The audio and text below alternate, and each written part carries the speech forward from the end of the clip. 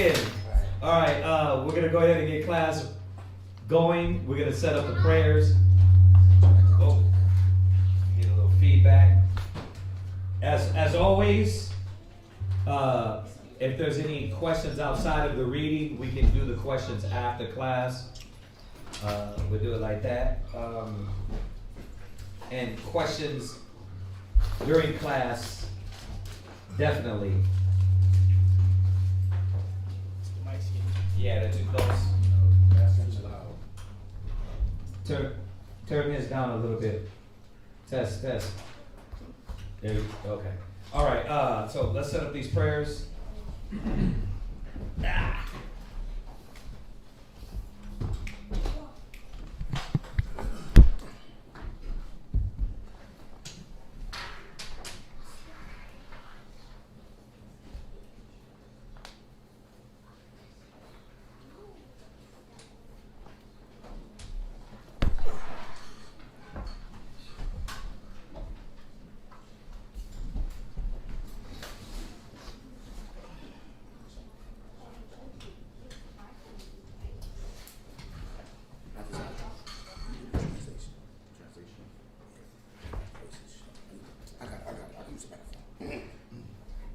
Barakatay Yahweh. Barakatay Yahweh. Bahasham Yahweh Shah. Bahasham Yahweh Shah. Hahawa'a. Nathalanawa. Nathalanawa. Awar. Zayawam. The water. Aman.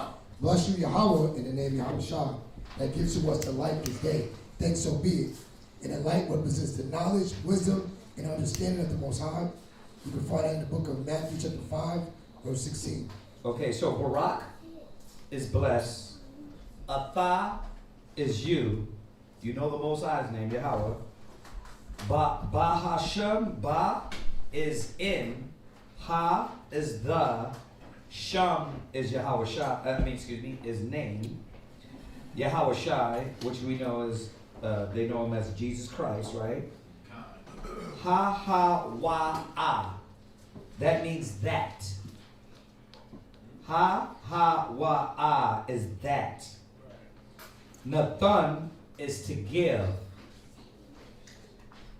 Lanawa, la is two. La is two. Nawa is our. That's Nawa. Okay, no, just that way cats understand. If you want to learn the Hebrew, you can understand what we're saying. A war, like the brother's name is a war Na'ar. A war means light. Na'ar is what?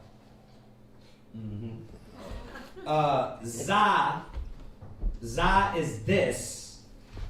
Yawam is day. And Thawada, which means thanks.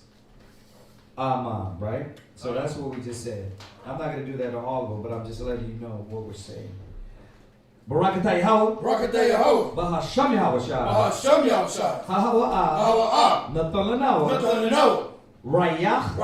Nayachacha. The water. Aman.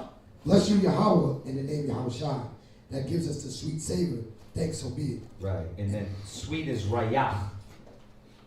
And then Savior is Nayachacha.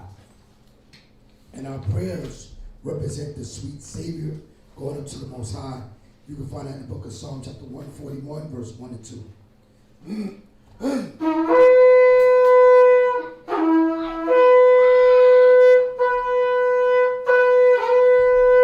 Imajim Wapanya Yerushalayim. Stand and face Jerusalem. Imad is stand. Pun. Yah is face.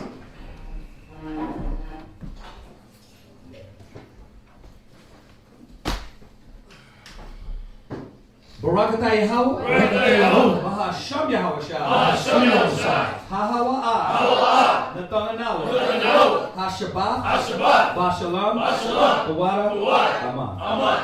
Bless you, Yahweh, in the name of Yahweh Shah, that gives us the Sabbath. Thanks so be it.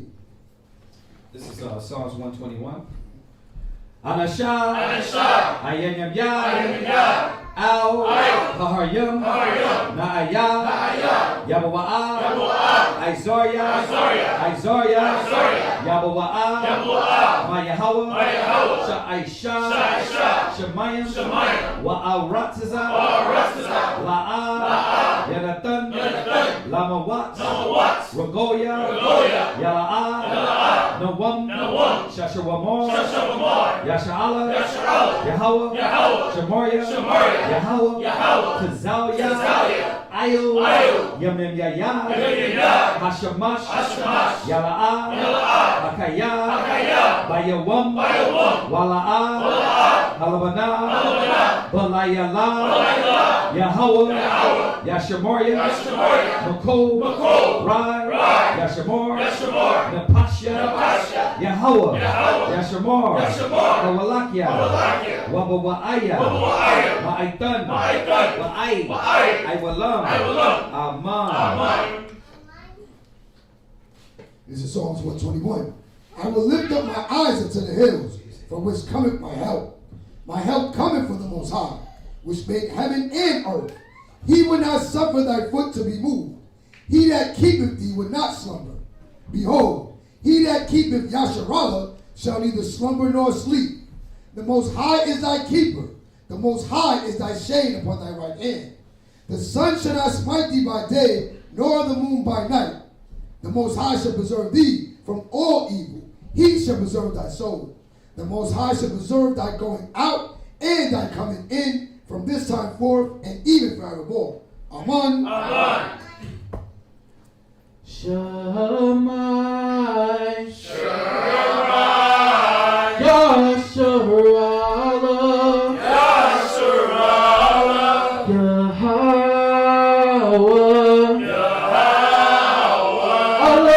Allahayanawa,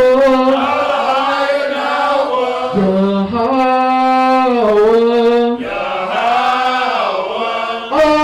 Achad, Shammai,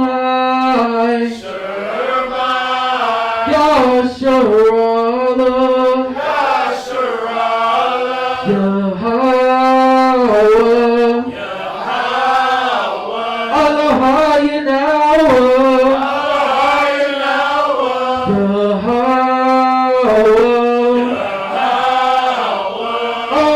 Achad, Shammai, Yasharallah, Yahweh, Allahayanawa, Yahweh,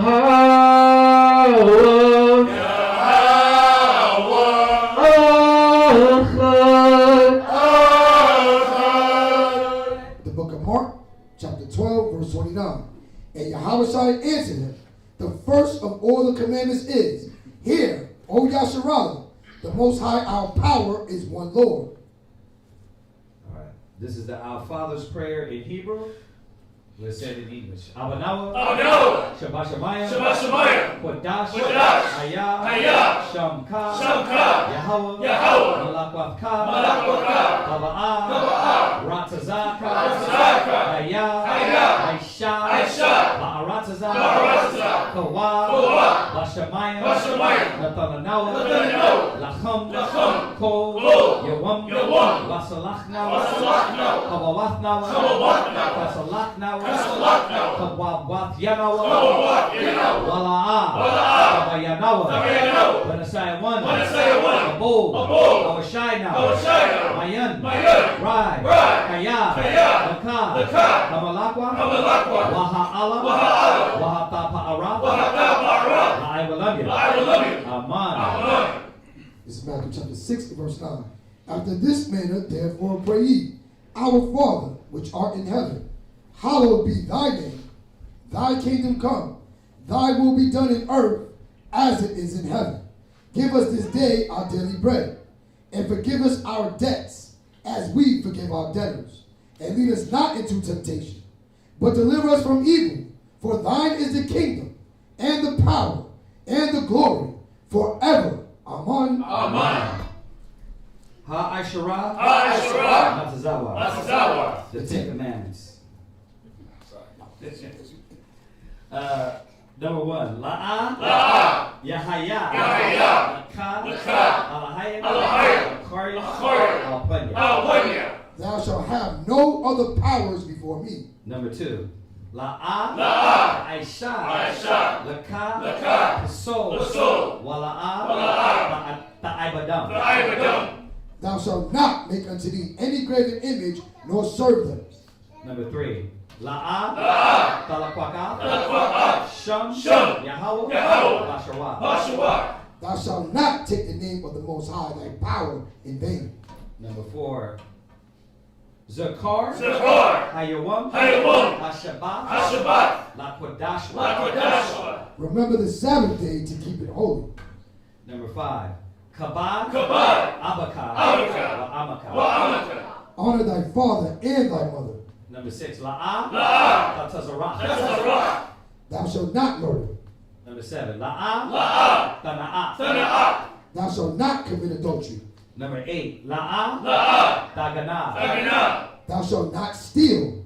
Number 9. La'a. La'a. Ta'ayna. Ta'ayna. Shakur. Shakur. Thou shalt not bear false witness against thy neighbor. Number 10. La'a. La'a. Tachamad. Tachamad. Ko.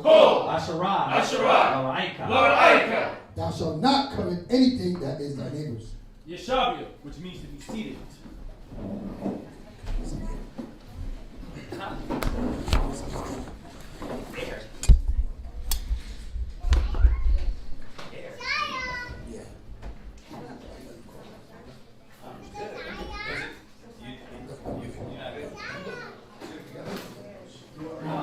I'm good.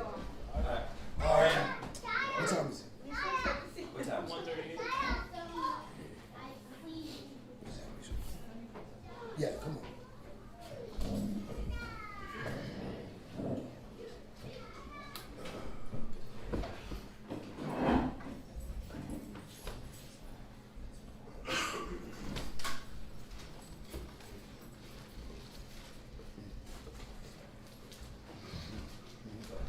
Ariana 1. Oh, I'm sorry.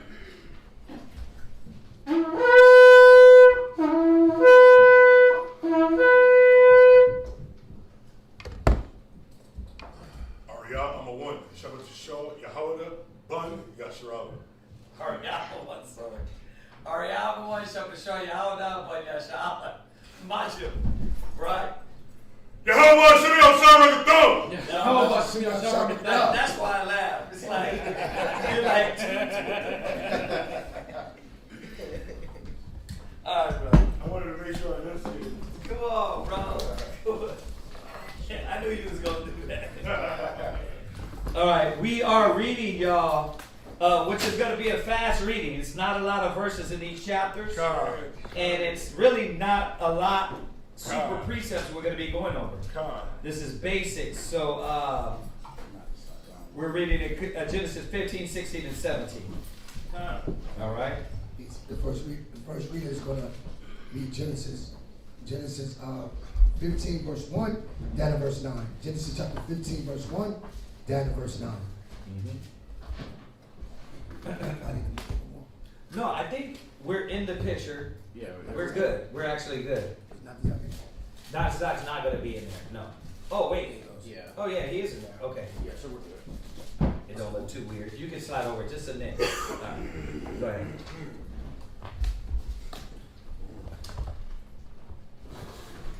The book of Genesis, chapter 15. Bruh.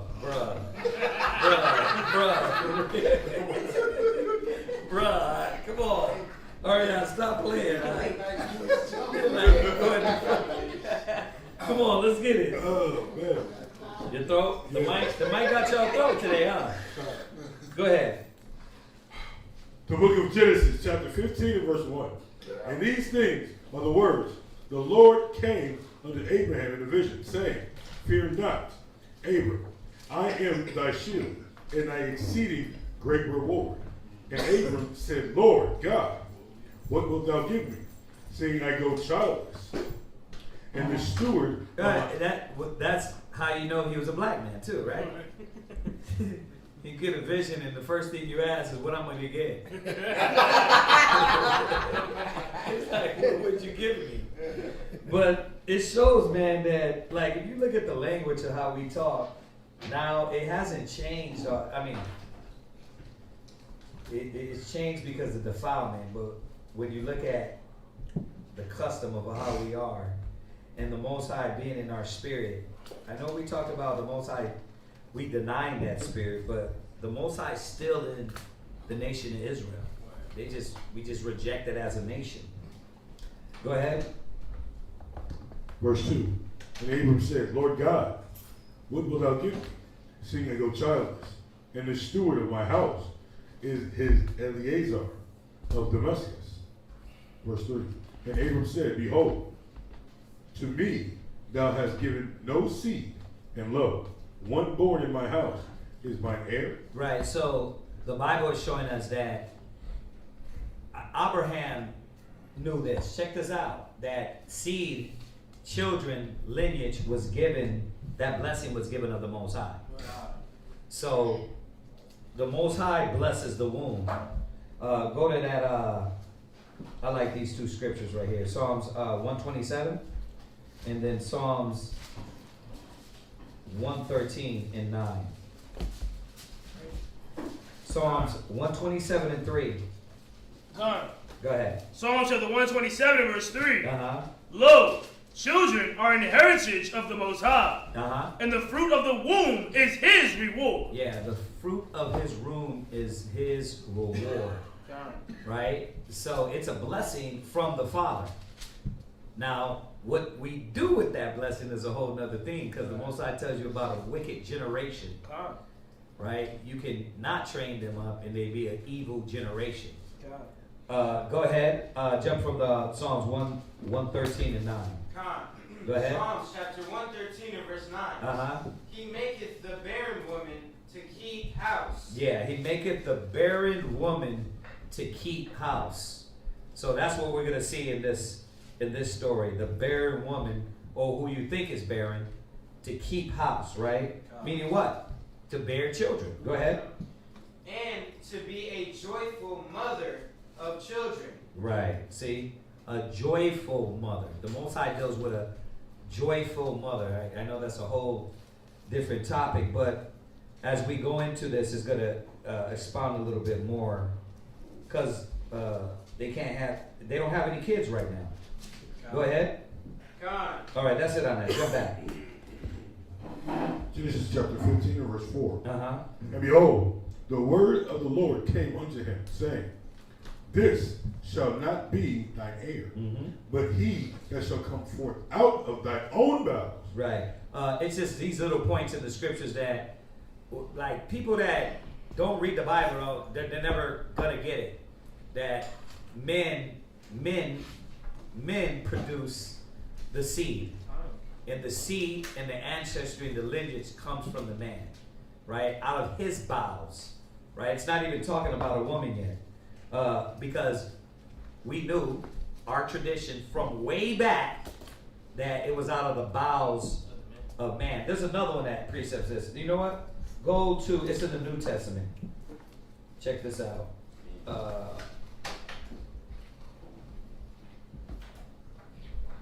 It is, go to Hebrews 7 and 10. God. Read that. God. Hebrews chapter 7 and verse 10. Okay. For he was yet in the loins of his father. Right. You see that? It didn't say he was in the mama. He was what? Now, when you, in the context of the story, y'all, or what's going on here in Hebrews, watch. Read 9. God. Hebrews chapter 7 and verse 9. Right. And as I may so say, Levi also, who Receiveth tithes. Paid tithes in Abraham. Right. You see that? So think about it. Abraham, Levi doesn't even come through from Abraham. He comes all the way through from Abraham's seed. Abraham had Isaac. Isaac had Jacob. Jacob had Levi. Right? So what is he telling us? he received types through, right? So it's saying he was in the sperm, the lineage, the line, and he fulfilled the prophecy, right? And then he comes back in verse 10 and tells us this. Go ahead. Verse 10. For he was yet in the loins of his father. Right. He was in the loins of his father. That's poetically saying he was in his sack. That's all he's saying. Right. He was in the sperm. Right. He was in the semen. Right. Yeah. What verses were those in Hebrew? Hebrews 7, 9, and 10. So he was yet in the loins of his father. Go ahead. When Melchizedek met him. Right. You see that? So it's talking about Levi being in the loins of Abraham. So this is what it shows us about the bowels. Going back, it says, out of thy own bowels there shall be an heir. Okay, you got to get that now. All right, go ahead, Arya. Verse 5. And he brought him forth abroad, and said, Look now toward heaven, and tell the stars, if thou be able to number them. And he said unto him, So shall thy seed be. Right, and we've been talking about this all the time. This is something we continually talking about. Let's go there, though. I didn't even add that precept. Amos, what is it? No, it's Hosea. Go to Hosea. What is it? 1 and 10. 1 and 10, right? Go to Hosea 1 and 10. Read that. The book of Hosea, chapter 1 and verse 10. Yet the number of the children of Israel shall be as the sand of the sea. So, what are we learning? That this prophecy way back of us, and as we read down, we're gonna get more understanding what he means. That we're gonna be a blessing, or I don't want to quote it wrong, but he says, no, that the nations, I'll wait till we get there. But this is just showing us that as the sand of the sea, that's who you think is not an Israelite is an Israelite. Who you think is not an Israelite is an Israelite. That's why we can't judge by sight. And that's something common we always talk about, right? We're always like, well, yeah, only the ones that I can verify when I look at you. But the Bible is telling us we're going to be as the sand of the sea. And that's why it's important to go to the book, because when you go back to that Isaiah 11 and 11, it actually tells us more where we're going to be gathered from. In places that right now, ain't no Hebrew Israelites in Egypt teaching that, hey, come back Israel. Not in the land of Egypt. We might be online, and they might keep clicking online, but there's nobody out there now. Watch, go there. Go to Isaiah, the one I'm quoting. Go to Isaiah 11, the chapter. Just so y'all can have this down. Just to get some more understanding about us being as the stars of heaven, or as the sand of the sea, right? Read Isaiah 11 and 11. Isaiah chapter 11 verse 11. And it shall come to pass in that day that the Most High shall set his hand again the second time to recover the remnant of his people. So the remnant, the residue of Israel. Right? Because we know that a lot of us is over here in Babylon the Great. But we cut out. We're like, you don't look like me, your hair ain't like mine, your lips ain't like mine, your nose ain't like mine. I'm cutting you out, right? You speak a little different language, I'm cutting you out. First of all, you don't even speak your language. Right. So let's just think about how ironic that is. Right. You do not speak your language. So if anything, they can say, well, we're actually more closer to the language than y'all are. Y'all speaking English. So the residue of us, go ahead. Which shall be left from Assyria. See, so this is just kind of gives you an idea when the Most High is saying as the sand of the sea. We're in Assyria. You would never think, oh, our people are over there in Assyria now to this day. That there's a portion of people over there that's going to be pulled out of there and saved and actually shown they're the people of the Most High. Check that out. Assyrian. When's the last time you thought an Assyrian was your brother? He's over there, he's speaking their language, but he don't know he's a Hebrew. He don't know he's an Israelite. Right. He was scattered through that nation through captivity and slavery. Right. You see why we can't, the scripture says we cannot judge by sight. We cannot judge by sight because you don't know. Go ahead. And from Egypt. And from what? Egypt. And we know what's all up in Egypt. Africa. Right? Then you go to modern day Egypt. You might think they're Arabic. And yes, a lot of them are. But if we try to single someone out by looks, we're going to miss these points right here in the book. Go ahead. And from Pathros. And from Pathros. Well, Pathros was what? Upper Egypt. Go ahead. And from Cush. Right, Cush. We talk about them all the time. Ethiopians. Because as we remember, when you go to 2 Kings 17, the Israel was taken out of the land, the 9.5, and then they put Cushites in our land. This is where you get the Ethiopic Bible, right? The Ethiopic copies from, right? They went in our land, and because they couldn't follow the laws of the land, and the lions came in and started killing them, they went back and got Israel to teach them the laws. Right. So that's why you get a lot of people with this, oh, I'm a Jew too. I'm a Falashian Jew. Now, two things are happening here. Check this out.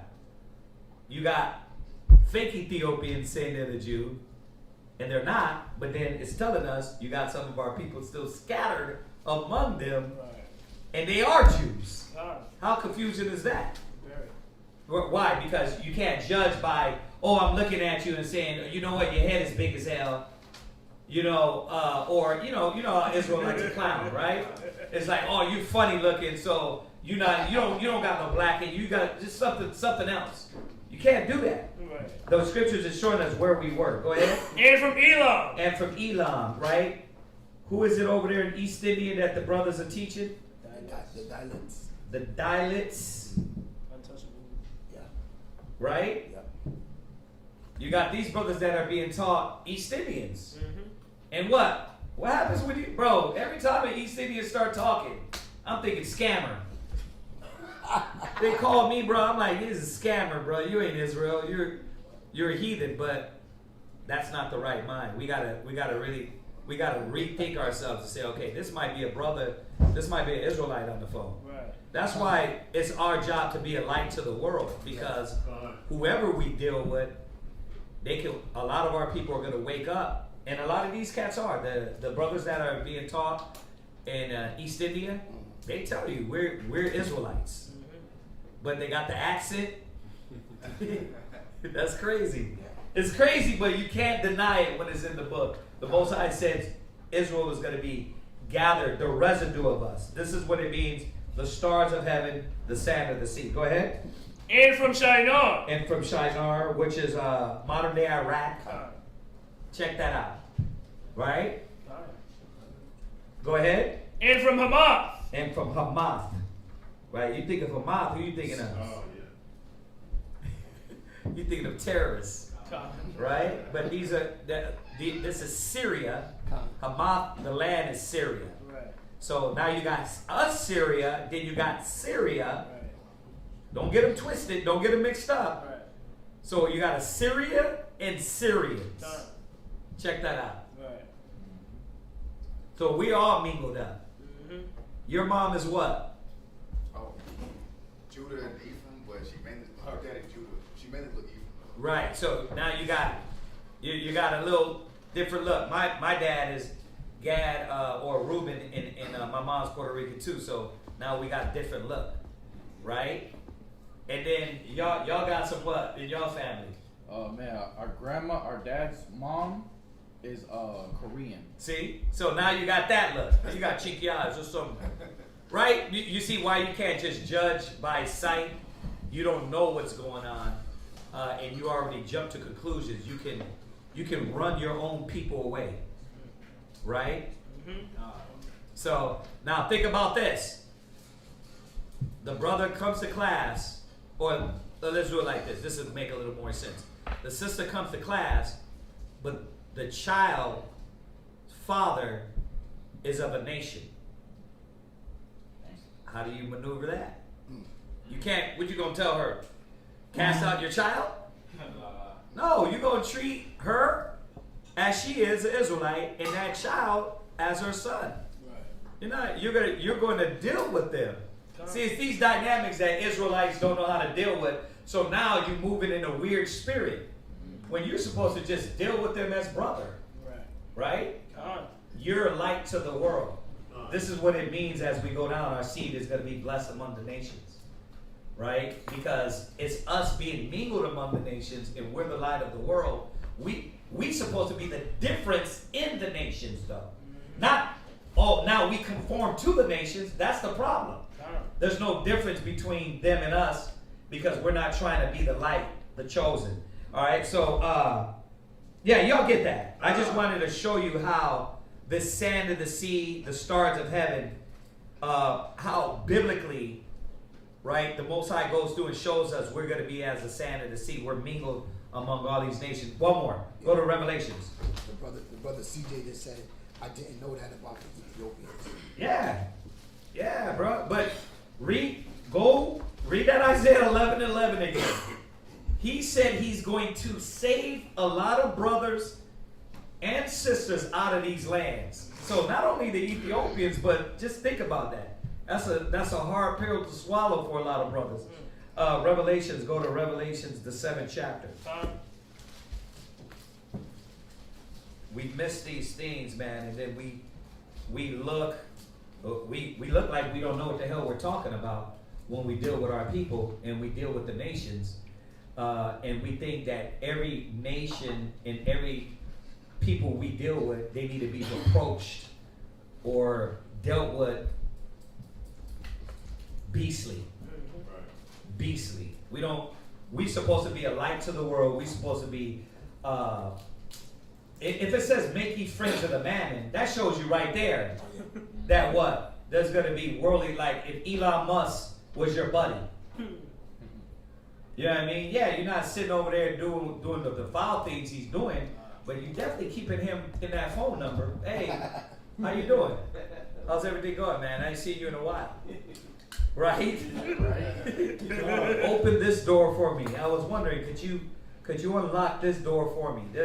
I need something over there. You never know. You don't burn the bridges. You keep these things, man. Once again, you're not sitting around with them, but you're what? Make ye friends of the mammon. It tells you so you can be. And I don't want to mess it up, but get it. When you fall. Yeah, but the way it's worded though, it's really worded strategically. Go ahead, read that. Revelation 7. Read this other one. Revelation chapter 7 verse 9. After this I beheld, and lo. Right, so after he's seen all the 144,000, the people that it was easy for him to recognize. Oh yeah, 12,000 out of this tribe, 12,000 out of that tribe. Hold on a second. I'm seeing something else. I keep looking and something else is going on. Go ahead. A great multitude, right, which no man could number, right, of all nations, go ahead, and kindreds, and people, and tongues. Right. Well, remember, the one salvation was sent to was Israel. So who are these people? Well, if you read the Bible, it tells you who they are. Right. It says that we were scattered through the four corners of the earth. We just read in Isaiah 11:11 that we were going to be in Assyria, Pathros, Cush, Shinar, all these different lands. So when he's looking, he's like, man, I'm seeing all nations. Because that's how we look. Go ahead. Stood before the throne. Right. And before the Lamb. Right. Clothed with white robes and palms in their hands. Right. So, read. And cried with a loud voice, saying, salvation to our power. Right. Remember, salvation to our power. They're going to receive salvation. See? So this is what it means, stars of heavens and sands of the sea. All right? Just a little bit more. All right. Oh, yeah, the one I quoted, yeah. Luke chapter 16, verse 9. And I say unto you, make to yourselves friends of the mammon of unrighteousness. See? Make to yourself friends of the mammon of unrighteousness. It's not saying do what they do. Let's get it clear. It's not saying sit down with your ex-buddy and smoke it up. Light it up, light it up. It's not saying that. What it's saying is you got that connection still, right? You didn't burn that bridge. You didn't go over to your Edomite buddy that you knew in college and be like, yeah, hey, by the way, Jim, you know you're the devil that the Bible speaks of, right? Just want to let you know that. Yeah. I know we homies and all, but you're going to be licking my boot. Yeah, I was about to say, because one of my old roommate that I played football with, this guy got drafted to the Colts. Oh, wow. And that's my team. So I'm like, hey, go, bro. You know what I mean? Don't forget your bro. You never know. You never know if they bump into each other and that's what the scripture's showing us. Keep that friendship. The Bible tells us instead of a friend, become not an enemy. Everything don't gotta be like, you know what, I'm gonna burn it all down. It can be cordial. We don't do those things. I don't do those things no more. But yeah, man, you my guy. If you need anything, let me know, right? Oh, yeah. Go ahead. Dad, when you fail. When you what? When you fail. When you fall, go ahead. That may receive you into everlasting habitation. Everlasting habitation, right? Meaning what? The things you need. The things that will help you in your life, right? That give you habitable space. Right? Hey, man, I know such and such. Yeah, my buddy from college, bro, he sells houses. The sister, man, we used to date way back and we still have a friendship, a good relationship. She owns a car lot. Right? She owns a car lot. If any brother need a vehicle, hey, she's a good sis. Right? You keep those connections instead of burning the bridges. Right? Yeah. Or it could be your neighbor in the neighborhood who got chickens and they give out eggs. And I had somebody in my neighborhood who lived right across the street. They was giving eggs until everybody else on the block. Yeah. Look, I'm cordial. I deal with everybody around me with wisdom. Like, let's go what we just read. What did Abraham do? He only went to war when it was needed. Right. But for the most part, he stood to himself and he was cordial with people around him. God. Like when he went to, who was it, the king? When he said, was it Abimelech? It was Abimelech, right? And he said, no, I'm not taking anything. Was it? No, that was the king of Sodom. King of Sodom, right? King Barak, Sodom. He didn't go to war with her. He what? Like, look, I don't need anything. But we're dealing cordial. Right? Solomon dealt that way. David dealt that way. So this is what we do. We move with wisdom in the sight of the nations. Right? We're not belligerent thugs that you can't talk to another nation. And I know when you go to work you understand that, but sometimes brothers don't know how to act and maneuver in this world, in these situations when dealing with Gentiles, right? Yeah. I like the fact that you say that because it made me think of when we were going through the land of Amalek. Because we were cordial. We said we wanted to go on this part of the highway. We wouldn't even drink your water or eat your grass. You know what I mean? For our animals. And they were so uncordial. Yeah. That's why Most High was like, okay, because you guys were this way and they were that way. Right. I got enmity with them. Right. It wasn't us because we could have just said, well, the Most High let us run through and destroy everything. We were still people with wisdom. Right. See, that's why I said you got to look at the Bible because certain brothers' actions, it don't line up. Why? Because we want to thrash the nations. They're going to get thrashed. But before we get to thrashing, we need to get ourselves in order. Right now, how do we do that? We got to maneuver in this society. It don't mean you sit down with them. It don't mean you're joining up with them for Thanksgiving dinner. Gotta say that too. Yeah. That's why correction is so important among the brethren too, because they don't understand how that affects your ministry. Yeah. You know what I'm saying? Like you doing this online, let's say you doing this online.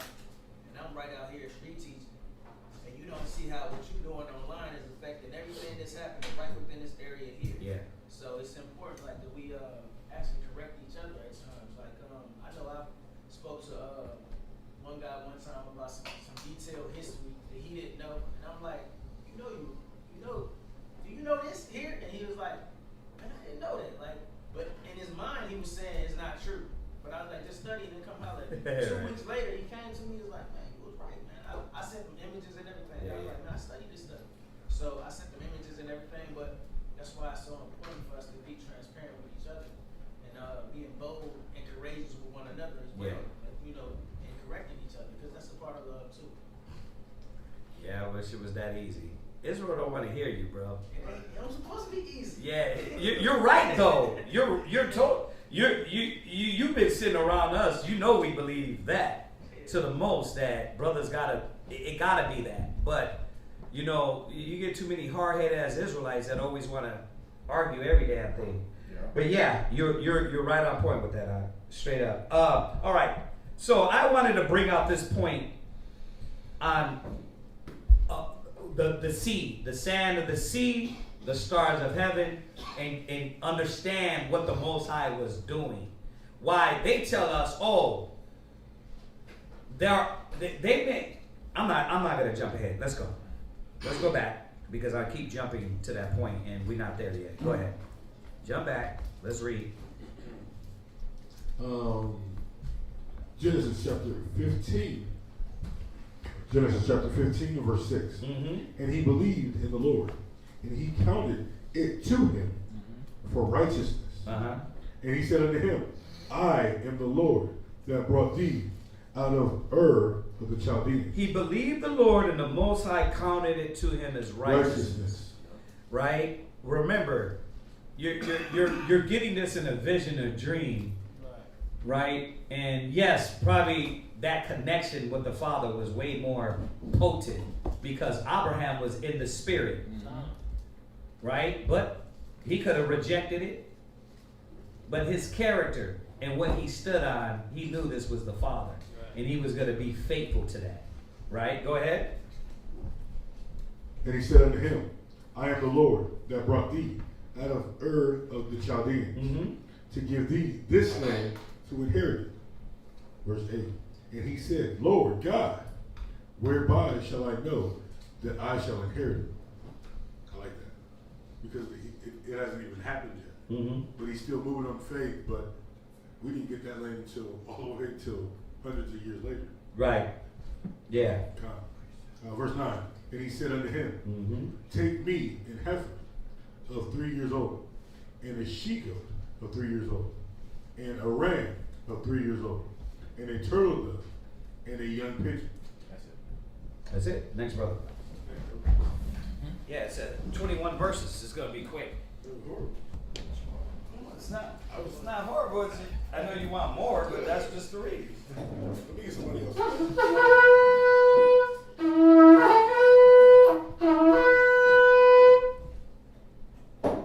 Shawab halak show to show Yahawada ban Yashala. Shawab halak show to show Yahawada ban Yashala. I magic. Right. Yahawah bashmi Yashab Bagatam. Yahawah bashmi Yashab Bagatam. I gotta save the rest of the wall. Yes, sir. Yes, sir. All right, next, brother. Like I said, this ain't going to be, the chapters are small. Genesis 15:10 to 18. Genesis 15:10 to 18.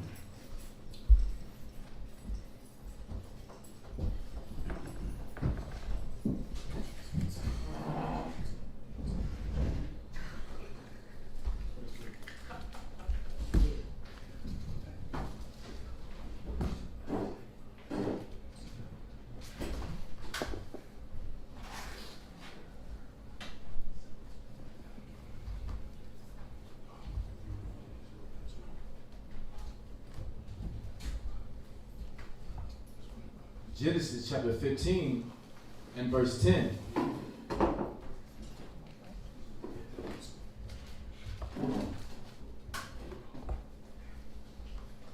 And he took unto him all these, and divided them in the midst, and laid each piece one against another.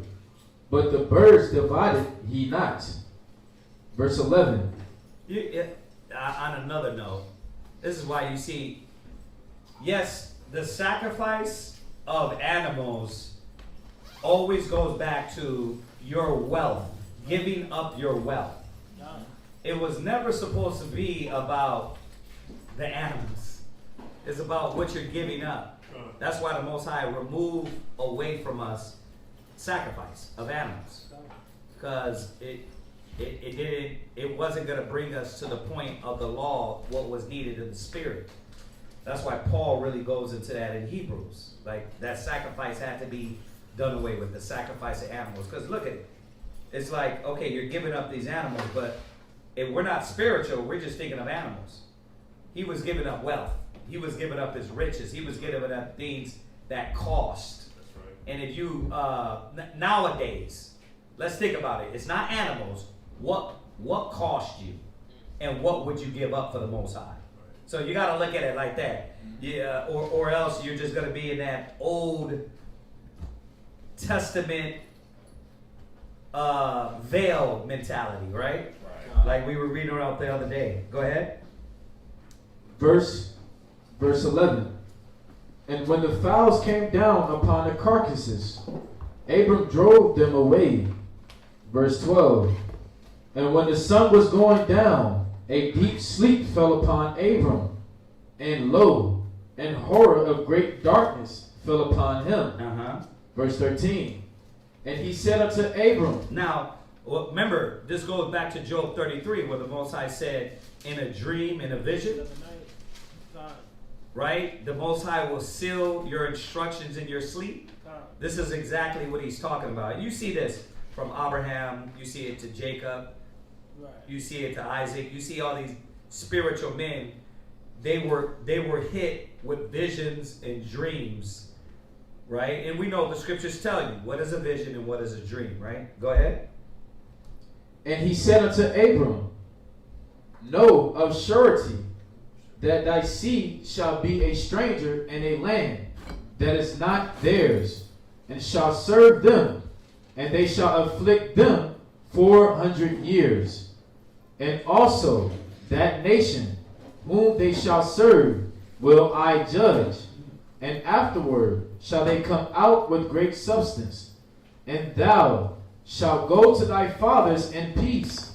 Thou shalt be buried in a good old age. Right, so this prophecy was a twofold, right? He's talking about Egypt, and he's talking about America, right? So, because we went into captivity in Egypt, but then there was something down the road too. We were going to go, remember Deuteronomy said, we would go back into Egypt again with ships. So this prophecy is a twofold meaning. Go from there, go to Exodus 12 and 40. Exodus 12 and 40 in Acts 7 and 6. Mawala, give me Acts 7 and 6.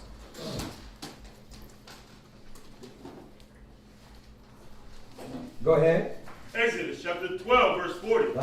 Now the sojourner of the children of Israel, who dwelt in Egypt for 430 years. Right, so that was the prophecy. We were going to be in Egypt for this amount of time. Go ahead.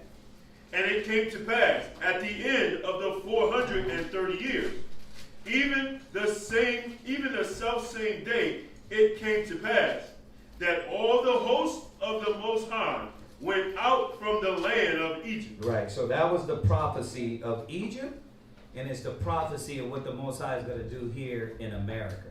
Read that Acts 7 and 6. Acts chapter 7 and verse 6. And God spake on this wise, that his seed should sojourn in a strange land, and that they should bring them into bondage, and entreat them evil for 400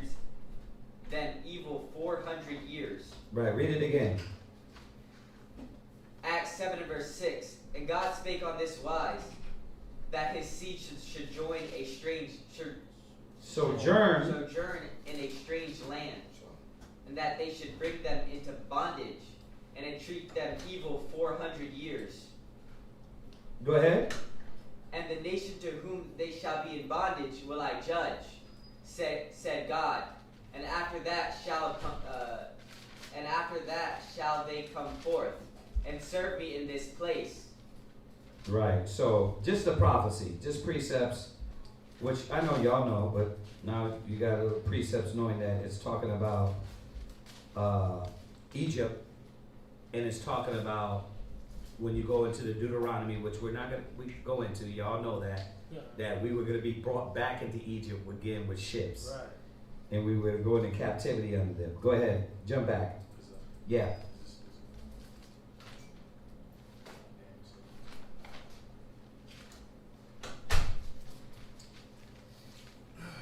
Right, that more so goes into America, right? That more so kind of pinpoints. Yes, it does, but it pinpoints where we're at right now. Yeah. Go ahead. Verse 16. But in the fourth generation they shall come hither again, for the iniquity of the Amorites is not yet full. Because there was a certain time that was to be fulfilled. Go to Wisdom of Solomon 12 and 12. Come. This is how the Most High deal. Remember we were talking about it when you look at the land of Canaan, it wasn't going to be destroyed. And I know we jumping way ahead before Joshua, but this is the point it's on. It wasn't going to be destroyed because the Lord was a cruel power and he just randomly they was just so good over there, he just randomly picked them. This was what the people did in the land. Right. The Amorite, Perizzite, Gergesite, right? They were all demons, what they were doing. Go ahead. Wisdom of Solomon, chapter 12 and verse 12. For who shall say, what hast thou done? Or who shall withstand thy judgment? Or who shall accuse thee for the nations that perish, whom thou hast made? Go ahead. Or who shall come to stand against thee, to be revenged for the unrighteous men? For neither is there any power but thou that careth for all, to whom thou mightest show that thy judgment is not unright. Right, because what did he do? He gave them time. He gave the Amorite time. He gave them time to stop doing what they're doing. Go to what was that? What verse was that? Verse 13. Jump down to verse 17 and 18. Verse 17. For when men will not believe that thou art of a full power, thou showest thy strength, and among them thou knowest thou makest their boldness manifest. But thou, mastering thy power, judgest with equity, and orderest us with great favor. Yeah. See, so the equity on America. On America. The Most High is giving America time. Right? They say they're a God-fearing people, right? Where's the fear of the Lord? Where's they're not going to be. This is the thing that people don't understand about Romans 11. When it says that they received salvation. Look at them.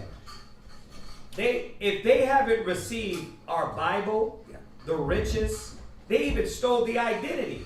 If they say they're the chosen people, why they ain't acting like the chosen people? Right? Let's just say it. If they say, oh, we're the chosen people, well, why you ain't doing what the Bible said the chosen people would do?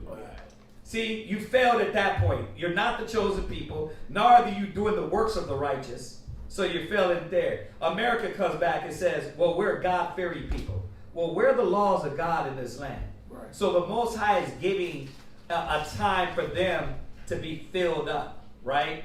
And then he's going to what? Cut them short. Right. But it's not going to be able to be said, oh, you know what? You didn't give me a chance. You didn't give us a chance. Yeah. That's what he said. America feels justified by Christianity. Yep. And the associations of Christianity, like where you actually see like Trump like starting to assert himself on Christianity and Christian causes and Christian division and all of this crazy stuff, but they feel justified by Christianity and associations, not understanding that Christianity is not in alignment with the word. Right. So that's what the problem is. They think they are. Yeah. But it's a misunderstanding. Like, they don't have any understanding. So they think they are the chosen people based on that association, but it's all poison. Check this out. Go to this is what you're saying here, or I guess we were both saying. in the spirit. Go to, what is it, Psalm? What is Psalms? It says declare. Psalms, yeah. Go to Psalm 50 verse 16. I think it's getting hot now. It's getting a little biscuit in here. We're gonna need the air on just a little tad. Go ahead. Psalms chapter 50 verse 16. Uh-huh. But unto the wicked God said, The Most High says unto the wicked, what? What hast thou to do to declare my statutes? Like, what you gotta do to declare my statutes? You can't even bear witness that Christ don't look like this. It's a manipulative thing, and then the modern day Christians, what are they called? The damn, the whole new age of Christians, the apologists. They try to act like we're stupid.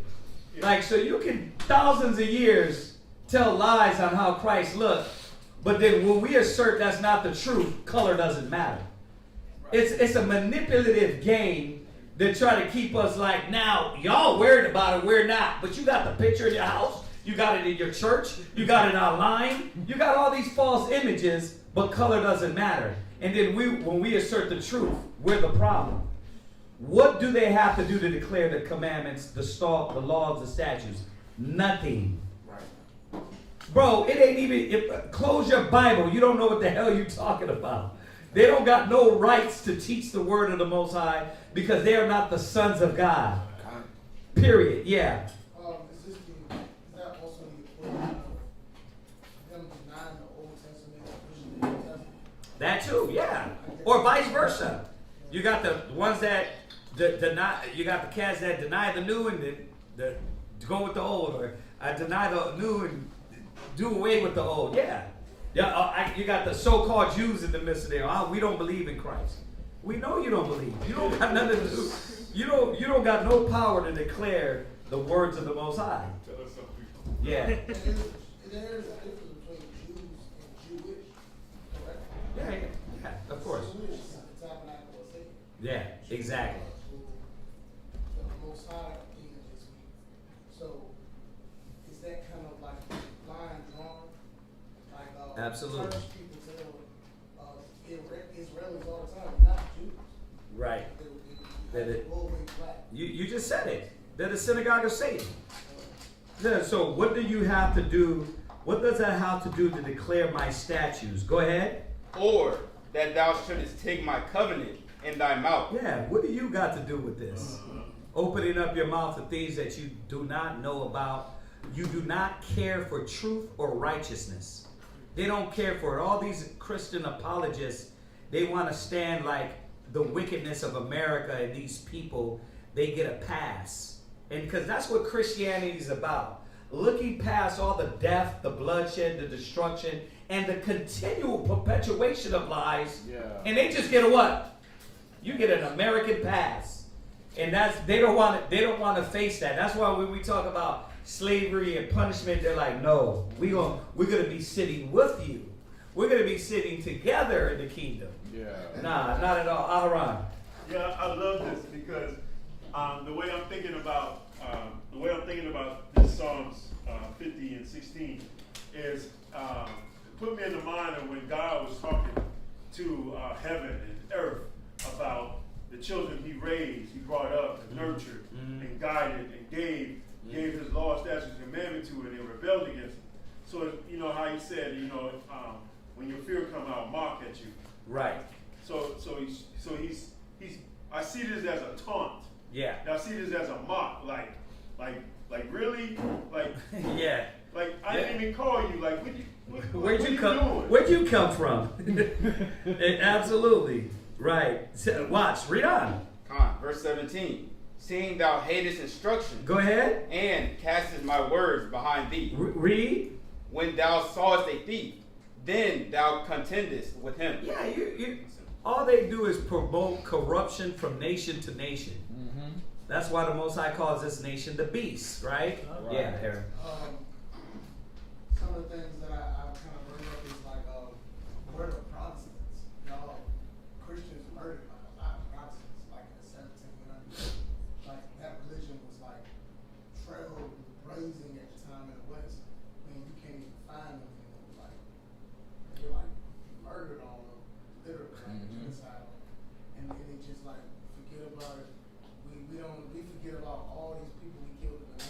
Yeah. Yeah. Good. Even worse. In association with that, I mean, you gotta think like at the end of the month, they about to celebrate a genocide. Exactly. Again, like they literally meet together and feast the genocide. You know what I'm saying? It's like, hey, we gonna meet and we gonna eat together. Yeah. Like, why would I eat with you? And then we demonize you. You say you don't The reverse psychology game. Yeah. Now we're awake. Nobody's like, we look at them like, you crazy ass, right? And when they try to butter us up that it's just for the kids, it's just for the family, it's like you can do that any day of the year. Right. But you made it a day to commemorate the slaughter of our own people. So, yeah, brothers it's right on point, y'all. Yeah, and just so you know that Protestant, a lot of these Christian denominations that they out there today, those are Protestants. Baptist falls under that, Lutheran falls under that, Presbyterian falls under that. I mean, it's the same thing, honestly. Yeah. So they're still around now. Yeah, they're still around, but I get the point you were trying to make. The people, right? The people they killed. Yeah. They can't. They have to bow down to them and come under their fold. Yeah. They couldn't say like no, because at one point it was Christians and Protestants. Now it's like you have to fall under our fold. But that's the whole thing about the devil. You murder everybody, you murder and destroy everything, and say, look, we're doing it in the name of the Lord. Yeah. All right, jump back. Come on, we got that. Yeah. Go ahead. Oh, you have one. My bad. Yeah. I'm sorry. Real quick, it was along the lines of what you were bringing out about the nations, how this reverse psychology that they have us in now, right? Jeremiah 8 and verse 11. Mm-hmm. I wanted to pull this one earlier so bad, man, because man, these nations really, they got us like, I don't know if y'all know, but the way that the economy is going right now, right? They talking about cats got to pay off a house in 50 years. When I heard that, I was like, what's the point? What's the point of giving y'all all this money just to die still owing? Right? It's getting literally to that point. It's a game, though. It's a game. It's like we were just talking about it. Like they're throwing the $2,000 like a little carrot out there. Like so you can go ahead and lose focus off of the economy's bad. The kingdom is wicked. The kingdom is corrupt. The leaders are corrupt. And not. I mean, I guess we're the only ones that see it anyway, right? Mm-hmm. But at the same time, some of us get caught up into that wave. They get caught up into this wave and like, well, they're giving $2,000. Like, bruh, all that is to put right back. They want you to use that, put right back into their system. They're not stupid, y'all. You're not gonna. What we said we were gonna do with it is different. But what everybody's gonna do with it is do what? Holiday money. They're gonna go put that into a brand new TV. You got Thanksgiving and Right. Another way. They're gonna put it right back into. They're gonna put it right back. By celebrating holiday. Exactly. Yeah, but they're manipulating everybody. Like, Master's so good to us. He's so good. Thank you, Master. Appreciate you. Like, man. So you strip it, you take it from us, and because you gotta get that money back. You gotta get this money back, y'all. You think Trump is stupid? He's not gonna pay it back. The system is set up. Where's he taking this money from? To where if you give $2,000 to every American, how much is that? How many Americans here? It was like 58 billion or something like that. Is that what you're talking about? No. How many Americans here in America? It's like 3. I think it's 4 billion. 4 billion. 6 billion. So 6 billion Americans times 2,000, y'all. It's like Where the hell that money coming from? Like 300. It says 340. Yeah, it says 340 million. 340 million Americans? Yeah, like in America. Like Okay, times $2,000. It came out to be like 58 billion or something. 58 billion. Something like that. It had to come out, 58 billion. Well, what they were saying is they're gonna cut it. High earners won't get that. Don't get that. Anybody making 150,000 or more will not get I that. was watching this YouTube video. This dude was explaining it. It was basically he trades stocks, and he was like, he's gonna get more money because Trump's Trump's giving all this money to the poor people because they're all going to spend the money and pump the market for him. Yeah. That's basically how it is. See, but these cats are smart. Right. But the cats that are being stripped, the Medicare, the stamps, you're gonna be like, man, I got money now. Let me go buy food. He ain't stupid. He knows what poor people do with money. They don't know how to deal with their finances, and they're just gonna put it right back into the economy. Yeah. See, so yeah, man, it's. Go ahead. Right. Go with your scripture. All right, go ahead, read that. Jeremiah chapter 8 and verse 11. For they have healed the daughter of my people slightly. How did they heal us? Slightly. Slightly. And that's that $2,000 stimulus check. Right? Like, think about it. If you're getting $2,000 and cats is losing their minds off of that, that means $2,000 is not, people are not used to having $2,000 in their account. That means you literally, the most you could make from check to check, or have at most at the end of the month, is $1,000. But rent is $1,500 on average. I think just the sheer dangling of the carrot is what sparks your mind. Right? Because even us, we're like, man, we could do something with that money. Now it's a distraction. Yeah. Right? You're like, you can do something with that, which we can, right? Everybody's going to be able to do something with it. But it's all a damn facade. It's Right. all a distraction to deter you and to keep you in the system and thinking this way. And let me just put back in, let me buy this or buy that. And it's a slavery mentality. Yeah. The whole mechanism of the art of what you're talking about is the same thing like with drug dealers. You take their money and they wash it. Yeah. Wash it, you turn it back into yourself. Yep. You put it into another company and then you put it right back into the streets. You done double it, triple it, wash it, clean Yeah. it, take your clean money, hand it all to I like people that. you want. I like that. Yeah. I like it. That's dope. That's dope, Bob, because that's what America reminds us of. A big It's not what drug dealing. That's dance. where the drug dealers got it from. You know what I'm saying? They got it. Teach. They got it from us. For real. Yep. For real. They'll be like, here, this one's on me. Yeah, this one's on me. Right? Knowing you gonna come back, right? Knowing damn well when Trump's out of power, Yep. the next king is gonna be in this situation where like, damn, well the economy's down. They took 58 billion from this. This put us back on this. You know, and it is because America's in debt. Right. How many trillions of dollars? Lost count. 37, I think it was 37 trillion. 37 trillion. And what was Jeremiah? Jeremiah 8 and 11. Yep. Go ahead. For they have healed the hurt of the daughter of my people slightly, saying, peace, peace, when there is no peace. Right. When they saying peace, peace, it's like they're basically saying, okay, because we're not doing this anymore, there should be peace. Like, wait a minute, where's the recompensation of everything that you've done to us? I'm We're gonna still take your hurting. stamps. I'm gonna create the chaos. Yup. And then I'm gonna come back and say, look, I'm gonna fix it for you. Everything's gonna be all right. $2,000. Yeah, I'm gonna give you your stamps back, and I'm gonna give you a little $2,000. Just don't worry about the Epstein files. They know psychologically how the brain works, Don't so worry they about get these these files. little rewards because they know that's gonna spark Y'all your know brain. Trump's in those files. I don't want to take this class off. I don't want to take this class off. What? I don't want to twist it, but Go ahead, you know Trump is going to pardon Diddy, right? No. Go No. ahead. Go ahead. Go. Wow. I don't give a damn. Then he got like almost not even a year. He's gonna That ain't nothing. That's He's gonna pardon. What's up? The whole thing of turning it back into each other, like what the government does, give it back to you. Yeah. Give it back to me, turn it to the economy. Now we're kind of tricked into it. It's like now it's just like, it's damn near witchcraft. Because what person gonna bust ass and try to get stuff for? I remember Christmas. You know what I mean? Not knowing what Christmas was about. Busting ass to get Yeah. money for doing anything, like anything. You know what I'm saying? Yeah. Yeah. Let me answer young man real quick, and I'll come back to you. Go ahead. It says America's in debt by $38 billion and $12. No, 38 trillion. Yeah. Yeah. 38 billion. You're good.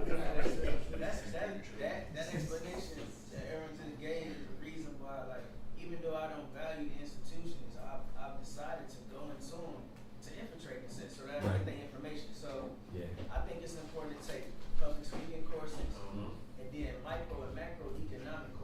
Right, so right. that you can understand business. Like you gotta understand, like one of the first questions that they ask in business courses is it ethical? That's the first question they ask. Is it ethical? And it's the last one.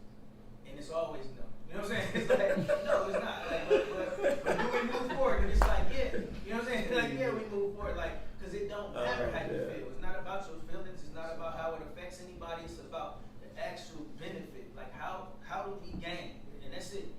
How they lose, it don't matter. Like, as long as we gain, it don't matter. Isn't that Trump? Just look at him. He was raised in that. Yeah, he was raised in that. Like, how do I gain? He's gaining friends. So when he got out of the presidency, he got connections to different kings, different countries. You know how much money he invested in Bitcoin? His kids, his family. This guy wants to be rich forever. Those ankles ain't gonna make it though. I ain't gonna lie. Those ankles ain't gonna make it.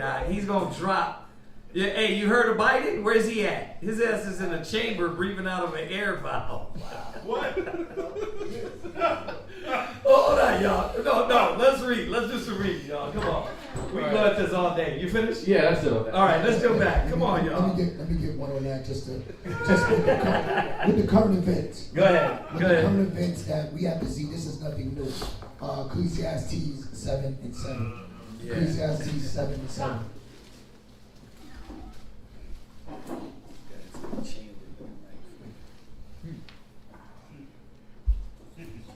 Go ahead. Ecclesiastes chapter 7 and verse 7. Surely oppression maketh a wise man mad. And it's not talking about angry. I know you're thinking means that's why we was the Black Panthers because we was mad. No, this is talking about foolish. Oppression makes you do foolish things. Why? Read. And a gift destroys the heart. Because you know what happened to us? That Stockholm syndrome that we talk about all the time? That's literally what's happening right now. You was upset in an uproar. You were mad about the EBT. Your definition of mad, right? But then he could show you, nah, you just foolish. Because all I gotta do is give you a little crumb and you back happy again. You back submissive again. You back loving again. See, these are the things that we don't look at when it shows us that they know how to manipulate us. What was that book where they talked about just give them bread and circuses. Give us entertainment, keep our belly full, and you can do whatever you want to that people. What you want to say, Sean? I was going to say that's also, that also is like a continuation of what we seen in the 60s with the civil rights movement. And then they offered the women, this women empowerment movement that was interrupted. And it was like, well, we going to offer the women something on top of this. And then they'll just veer off and then it deter them. And then we could actually break down the family. Absolutely. So it was the same thing. Like, absolutely right. Absolutely. Yes, sir. Well, what's up, Aaron? Yeah, this is the tactic that they're using is to deter us. It's called the when it's like I'll think about it. Okay. I had it on top of my tongue. Let's go back. Shabbat.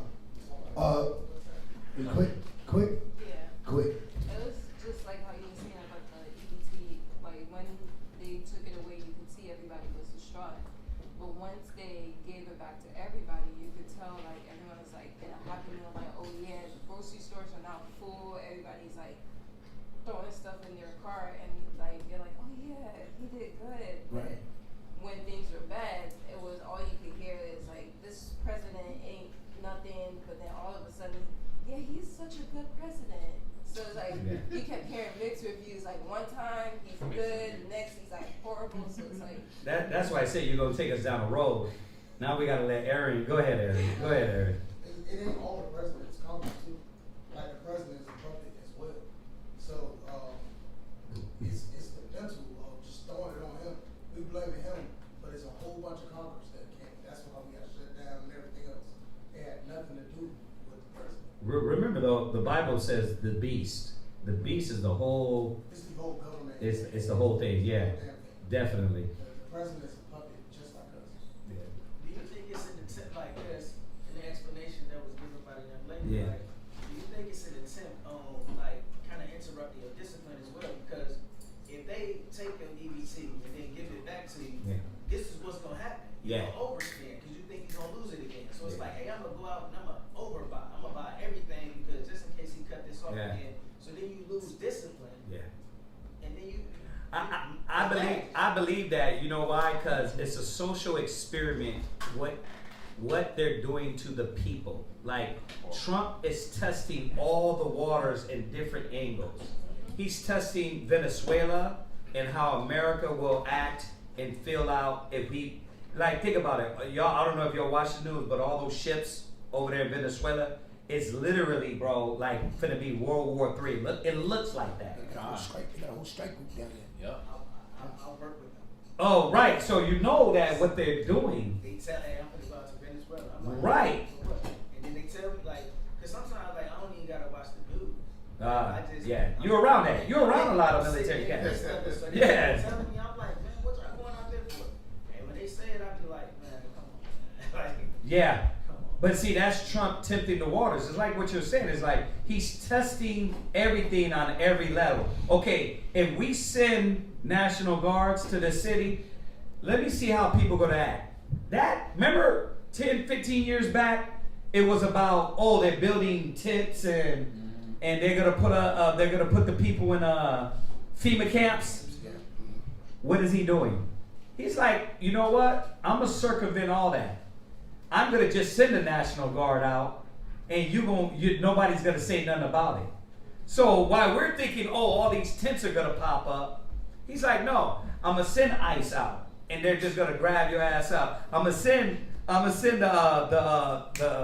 the National Guard out in your cities, and you're not gonna be able to do nothing about it. So he's testing us. And where's the fight?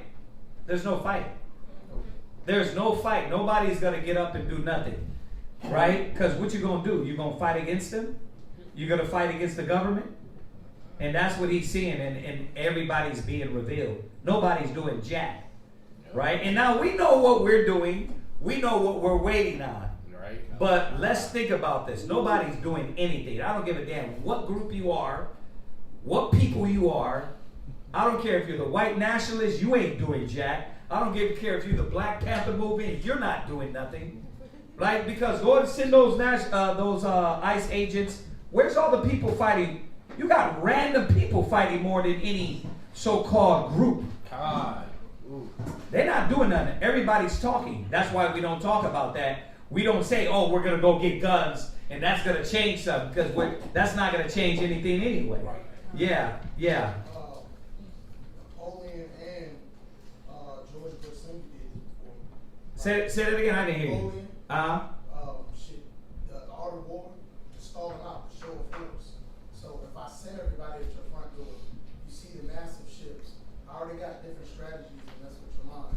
Either I can starve you out, or I can pretty much show enough force to make your people the ones feared. Like what happened in the Bible? Oh, they're giants. They're big. Right. They're scared. We can't mess with them. Yeah.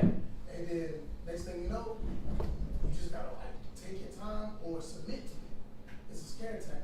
Yeah, because they try to get that Venezuelan oil. But all right, let's jump back. That's what George Bush said he did. He said the ships, and he started bombing. And Right. then he slowly put military, the Marines on all the oil fields, and then took them by force. Yeah. By government. You talk about Iraq. Yeah. Yeah, I remember That's that. what he did. Go ahead. This is the book of Genesis, chapter 15 and verse 17. Uh-huh. And it came to pass that when the sun went down and it was dark, behold, a smoking furnace and a burning lamp that passed between those pieces. And the same day the Lord made a covenant with Abram, saying, unto thy seed have I given this land, from the river of Egypt unto the great river, the river Euphrates. Right, everybody, that's why these so-called Jews are fighting for that land. That's why Netanyahu is looking, and all the tents and all the Palestinians on the backside, they don't recognize that. They're trying to get as far as they can see, like the Bible. They literally think they're us.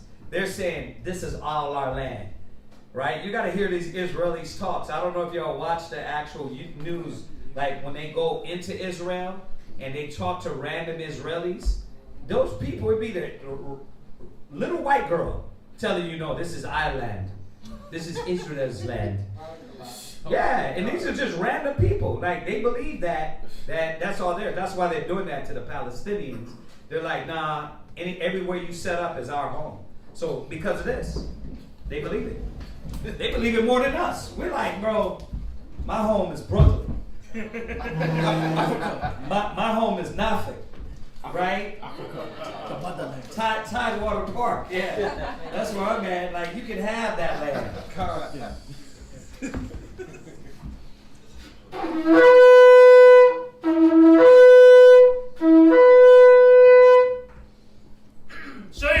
Show you how to bun your throat. Show you how to bun your shala. Imagine, right? Yehovah, show me how to show you thumb. Yehovah, show me how to show you thumb.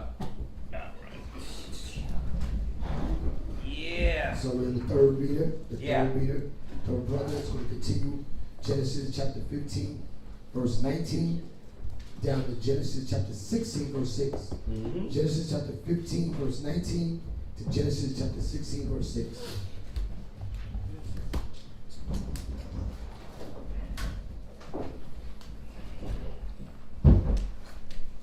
The book of Genesis, chapter 15, and verse 19. Mm-hmm. The Kenites, and the Kezanites, and the Cadmonites, and the Hittites, and the Perizzites, and the Rephaims, and the Amorites, and the Canaanites, and the Girgashites, and the Jebusites.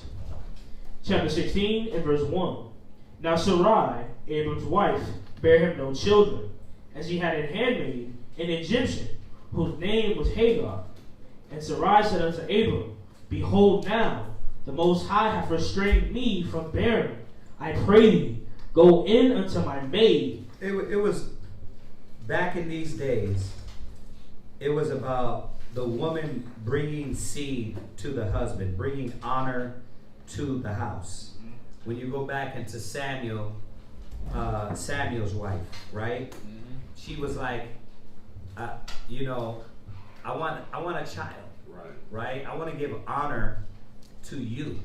Mm-hmm. And there was more. I mean, I know those days are somewhat gone. They'll be back, but this is how the women thought. They were like, Sarah was like, look, you got no seed.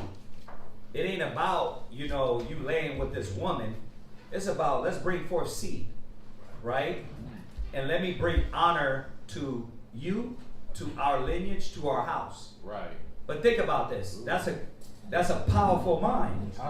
Because you have to say, what she knew this wasn't her going to be her child in the sense of coming from her womb. Right? But that didn't matter.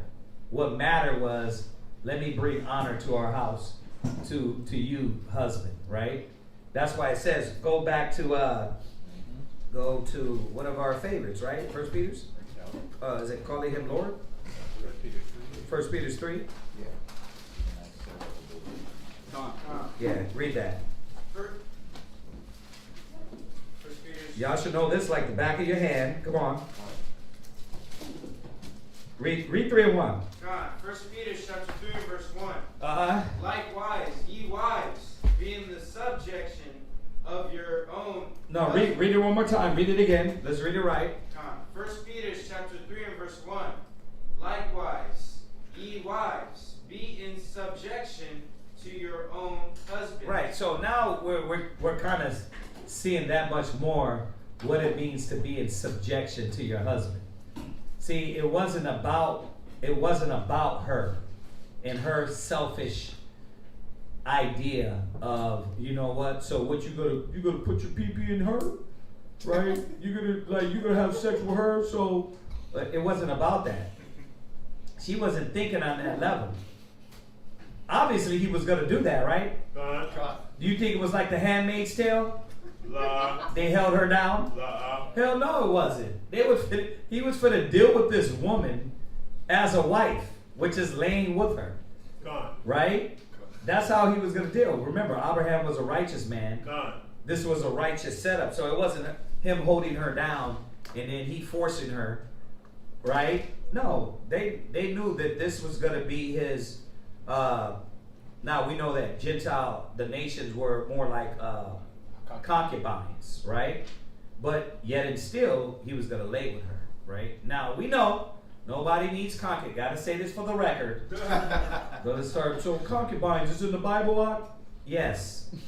You don't need a concubine. We're not in concubine times, right? So don't start that. What? Come on, because brother, she's just a concubine. And then, but listen, concubine means you just fornicating. Nowadays, right, you're fornicating with the women of the nations, or your women, right? She's just a girlfriend, right? Back in the days, these women of the Bible were women that actually brought value to the house, right, not just booty. If you don't even know how to do that with a woman, why would you think a concubine? So I don't want to hear none of these damn questions later, right? Why would you think a concubine is okay? Just think about it. You don't even know how to deal with a wife, but you want to transition to a concubine, right? Skip the wife, just go back to a booty call. You did that in the world. You did that in the world. They were all concubines. And where did it leave you? Single, sad, and some of us with no damn child support, right? Okay, go ahead. You see as we reading through Genesis right now that Sarah knew her husband. When you read in verse 3, he was talking to the Most High that he didn't have no children to his hair, to his inheritance. I mean, to his lineage. Yeah. So, with you bringing that out, she was tuned in. I get where you're going. Yeah, she knew her needs of her husband. Right. She knew her very well put. She knew the needs of her husband, and this is what it means to be in subjection to her husband. Right? We look at that word subjection. You start looking the word up. It just makes women uneasy. But now we can see the mind of a Sarah. It makes you uneasy when you're like you're subject to him. He's your Lord. But look at, was Abraham a beast? Well, he wasn't walking out like, yeah, Sarah, get your ass over here. You know what I mean? Get in line. There was love. You're together 100 years, bro. He wasn't no beast or an animal. He was a man of wisdom, of character, integrity, and a standard. All right? Very important. Go ahead, read on. That if any obey not the word, right, they also may without the word be won by the conversations of their wives. See, and when we don't look at the word and you don't look at how the men of the Bible function, when you don't look at the men of the Bible and how they function, then and the women of the Bible how they function, you're not going to understand the logic. You're not going to understand. Like, just sit down and meditate just in Genesis. Just like, why would she do that? Why would this woman let this other woman sleep with her husband to bear this child? And back in those days, it wasn't that you put your sperm in the little thing and then they put it in the bank and then a woman brings forth the child and then 9 months later they bring the child out. It wasn't that. This woman was with him. She was in the same house with him. And you're going to be good with this. You're going to be okay with this. Right?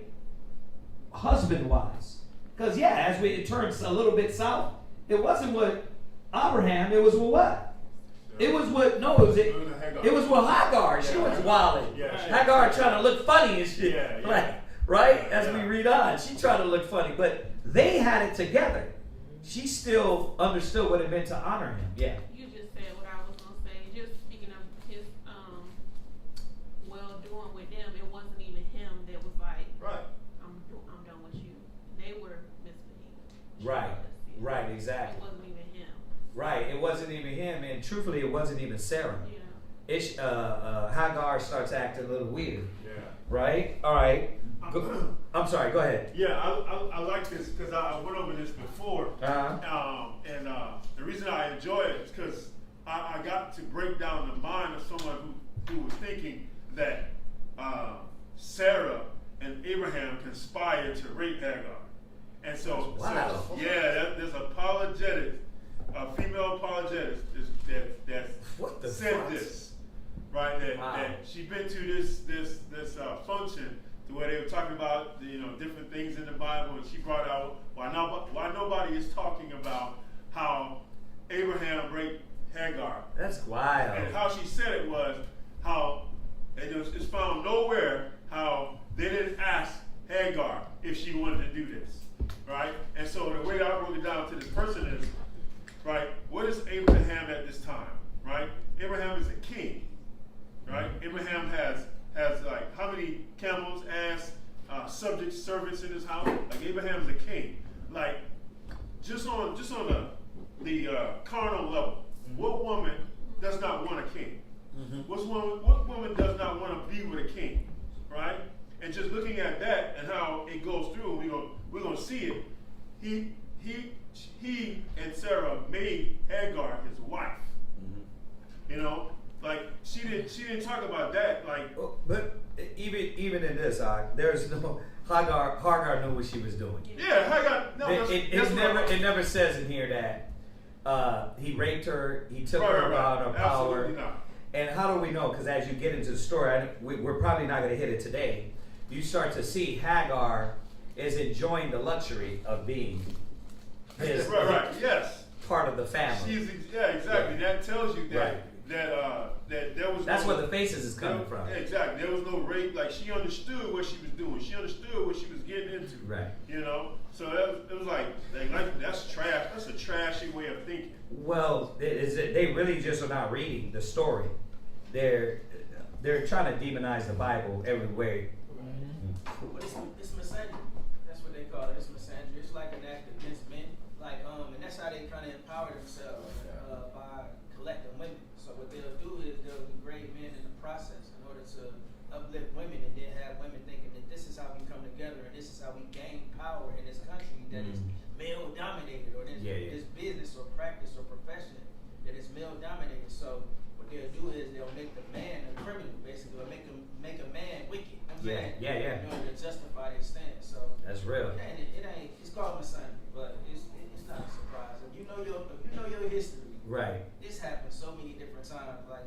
Right, exactly. Not only just this one moment, it's all through the Bible. Very good point. Read down. Yeah, I'm sorry. Just based off what they were saying, how the women feel so strong-willed about being in subjection, it's moving towards like antichrist. Like you're going against the scriptures so much so because you don't want to be underneath a man. That everything in here now pertaining to a brother in a position of leadership is wrong. Yeah. Like that's to me. Yeah, that's what's like going on. Christ, you don't even know that you're crossing over to that realm of being against the Most High. They don't really care. They're like it says, denying the Most High and all these things. Yeah. I was just gonna say, like in agreement with her, it's like you've been brainwashed to think that being put in such a humbling position is so wrong, because you fail to realize that in the society we live in, having a man of authority who's like over you is security, safety. But because of how society portrays it, it's like, no, I can be safe on my own, so I don't understand why I gotta give into it. Right. But then when you grow older down the line, you start to realize, like, damn, I'm alone. This is where my security was. This is where my safety was. But now it's like too late for you to go back, because now the person has moved on, and now you're stuck feeling left. You know the wicked are gonna die in their wickedness. The fact is that you would think, oh yeah, I'm older, but you got some of these older people holding to this to death, and they're like, you know what? No, I've been single. I don't need a man, and I'm gonna think this way all the way to the grave. Remember, this is what's being taught. Like the brother Shaft said, this is being taught in America, and everybody's bearing witness to that, right? We all know this. This is what they teach. Why? Because it changes the order: God, Christ, man, women, children. Right? They're demonizing it. So the order and structure, a kingdom divided can't stand. Right. If I can keep you divided against each other in your house, then I can keep getting the kids and creating the next generation to be my work slaves, my workhorses, my demented, transsexual, gay workhorses, right? Because that's what the hell it is. It's like, now I got the kids now, I can get them to do what I want. And this next generation, right? Because that's what Satan's doing. Satan knows that he can accuse them, us, to the Father and say, look at what this generation has become. You said it. A wicked generation is not going to last. Let me go down and destroy them. And then they fall right into the hands of Satan and end up getting themselves shot up, killed, murdered. Because why? Corruption and wickedness, the Most High is not with it, right? Yeah. I'm sorry. So I'll come back to you. Go ahead. And that 1 Peter 3:1, when it says that if any obey not the word, is that talking to the men? No, it's the women. It's talking to women now. Can you explain it? Yeah, if any women don't hear this word about the proper way to be subject to their husbands, they won't have the word to rely on. They will listen more to what women talk about. Big Mama, they're gonna try to pattern their life after a Tyler Perry movie. Yeah. Right? It's funny, but that's what it's saying. You're gonna be won by the conversation of what all of these other women are talking about. Right. To where this moniker is actually real life. I can do bad by myself. Yeah. You got a generation of women that they're bitter, but not understanding why the reason that they're bitter, they haven't submitted to this. They submitted to the world's way of living, where they think they can control a man. And it's up to it's a few portions of sense that allow that to happen. But the average man is not going to go for that. You're not going to treat me like your child and think I'm going to just follow that. So then when he leaves, they're like, well, all men are bad, all men are this, and they don't really see that all it took was submitted to the word. So now you're won by the conversation, the talk, the way people think. Yeah, I was gonna say, I remember that movie when the deal was like, there's some grits on the stove, they hot, right? When she put the grits on the guy, right? And I always thought to myself, is she still alone? Like, does she even have a husband anymore? And that's what it's doing to Black, Hispanic, and Native American communities. It's separating. The women are living on these strong, seared into their brain ideas, and then look at them though when they get 50. Look at them when they get 60. They're alone, and they're angry, and they what? They now glamours. 50. I still love you, 50. Right. He said that Vivica Fox, about 60 something years old, still talking about what she was with 50 Cent 20 years ago. Yeah. Yeah. It's sad though. It's sad. It's not even funny. Yeah. Go ahead, sis. I was going to say, I can't remember exactly who told me this, but one thing I got told was when you're in a marriage or you're in like a matrimony with your husband, the number one thing you should never do is get advice from a single woman. Because she will always tell you what not to do right in your relationship because she's lonely. She doesn't like the fact that you're happy, so she's going to try everything in her power to make you leave. And then when you do leave and you're like, yeah, I left, she's like, well, I don't know why you left him. He was such a good man. So she wants you to be in her position because she don't want you to be happy. Misery loves company. Yes. Misery loves company. Go ahead. It's also important to understand terminology and how, like, because you hear a lot of words coming, like single, old, like it's terminology. Like you're not old, you're mature. You're not single, you're like so like when you listen to like certain advice, make sure that you take that advice into the word and align it. Make sure that it aligns with the word. Make sure that makes sense here because in a lot of cases, like when they say single, they talking about a person who don't have a person standing next to them, basically. But the reality is, like, you may perceive me as single, but I'm married to God. You know what I'm saying? Right, so it's like I can still give you proper advice in certain situations because I'm coming directly from here. Yeah. It ain't me just throwing my ideology around or like me just throwing my opinion. Like I'm like, hey man, I'm gonna show you right here. Like look right here. This is what Right. You know, like, but when we've been so immersed in I call it white culture, but you can call it the school system. You know what I'm saying? But we've been so immersed in their institutions and everything that they offer through them that we don't evaluate their verbiage. We don't evaluate all of their offerings. I'm talking about everything. I'm talking now. I promise you, I was at 3301 on Burlington Street in Suffolk, Virginia. I'll never forget it. Like when I actually stepped back from everything and this was like, what do that even mean? You know what I'm saying? Like, and I start to evaluate everything. Like, what is that anyway?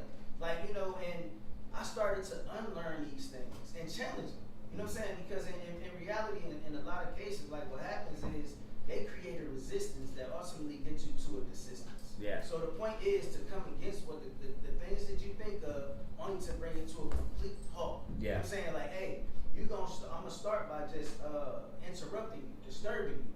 But then ultimately you'll get to a point where you just desist altogether, where you'll just cease to do any of this. Mm-hmm. So it's important for us to step back sometimes and reevaluate all of these things that they offered us throughout our vulnerable and young ages. You know what I'm saying? Because they get you at about 5, 6 years old. You're going to even at years old. You know what I'm saying? Like, who made that up? You know what I'm saying? Like, they get you about 5 to 6 into the institution, and then they start to impoverish you. You think you're being informed, but it's an impoverishing process. Like, they literally stealing from you. They taking stuff from you. They take your imagination. They stop you from dreaming. And then they say, hey, what do you want to be when you grow up? And this is what I've been teaching my customers. I'm like, when they ask you, what do you want to be when you grow up, how would that translate to an adult? And they like, what you mean? And I'm like, what was your answer? And they'd be like, a doctor, a lawyer. Right. I said, so that translates to an adult where you want to work at. Right, so basically. They took you from your dream, from being way outside in the cosmic somewhere, right, to put you back on Earth into a building and saying, hey, this is what I want to do. This one little thing, this is where I want to work at. Yeah. That's what they asked you. They asked you, where do you want to work at? So they put you into the employment process. It's like they make you a slave. It goes back to the Matrix. They make you a battery, a worker. I'm telling you, and they got to keep you in the system. A tool. A tool, and yeah. you don't realize it because you're so young, you don't think about it. But I'm like, think about some of the questions like that one. As an adult, evaluate that question. Yeah. Like, what do you want to be when you grow up? Mm-hmm. What do that mean? It means, where do you want to work? Yeah. So they saying, hey, I want you in my workforce. I want to employ you. Exactly. I don't want you to dream no more. Cut that dreaming stuff out. It's stupid. You know what I'm saying? You know what's crazy? The only ones that are, and then the only ones, when we look around, who are the most successful cats? The ones that didn't go by what they were told. They went outside. They didn't go to school. Like, look at all the dropouts. They're the billionaires and trillionaires now. Right? Jay-Z, right. They're billionaires and trillionaires. But they're telling us, no, go, this is the right way. And they ridicule you if you don't what? You don't got that degree, you don't got that. So they keep you as muzzled in this. Yeah, that's on point. Let's get it. Come on. That's right on point now. Go ahead. Genesis chapter 16 and verse 2. And Sarai said unto Abram, behold now, the Most High hath restrained me from bearing. I pray thee, go in unto my maid. It may be that I may obtain children by her. And Abram hearkened to the voice of Sarai. And Sarai, Abram's wife, took Hagar, her maid, the Egyptian, after Abram had dwelt 10 years in the land of Canaan, and gave her to her husband Abram to be his wife. Right. So Abram didn't, just on what you were saying now, Haran, you can go to the law and show that Abraham didn't believe in rape. So you even could go into that and show them like, nah. Right, he didn't believe in rape because he had the laws of the Most High. How do we know he had the laws of the Most High? Because he had the laws of sacrifice. He knew these things, and then you could take them all the way back, right? So that is blown up. Go ahead.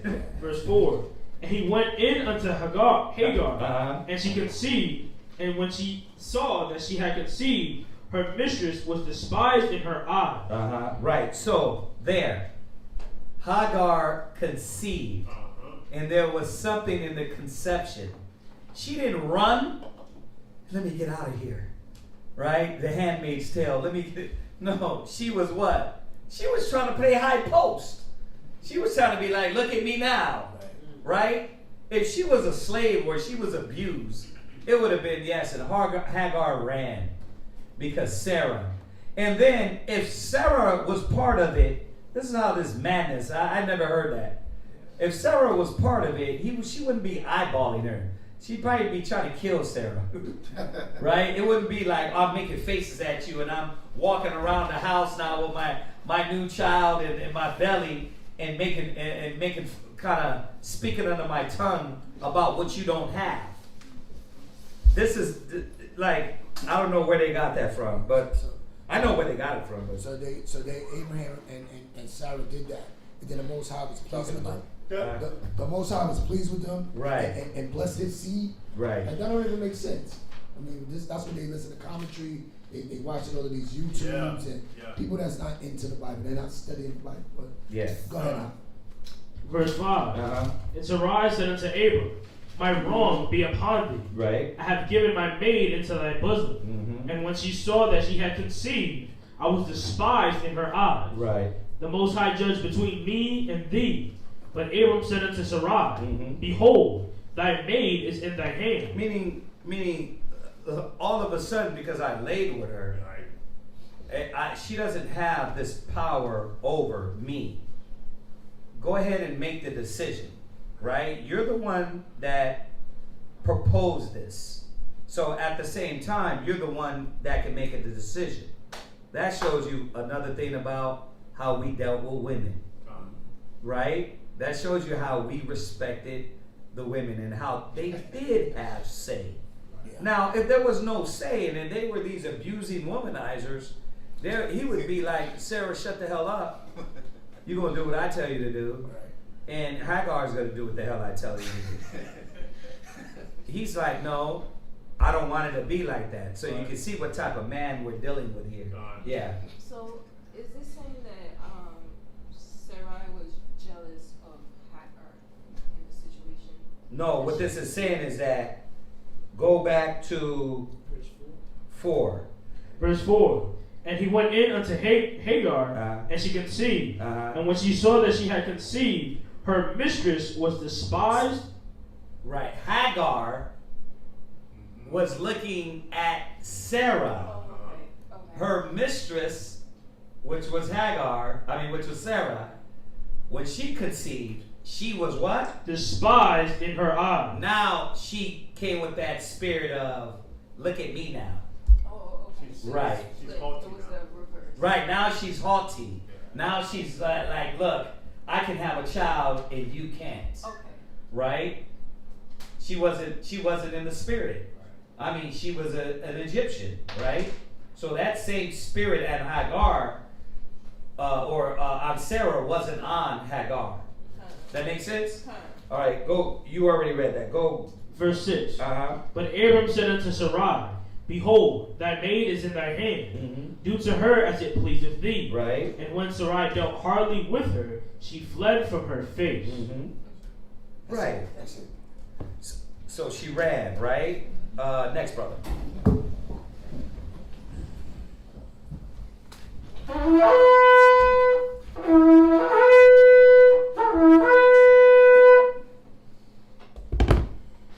Aharon, Shabbat Shah, Rabban, Ban Yasha'Allah. Aharon, Shabbat Shah, Rabban, Ban Yasha'Allah. Yahweh Shemel Shah Brakatah. Yahweh Shemel Shah Brakatah. The fourth reader continues in Genesis, the 16th chapter, verse 7 down to verse 15. Genesis chapter 16, verse 7 down to verse 15. Yeah.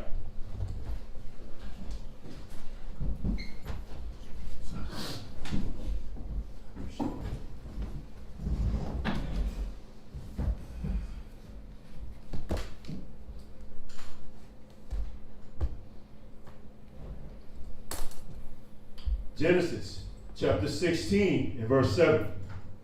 And the angel of the Lord found her by the fountain of water in the wilderness. So, like, look at that sick mentality.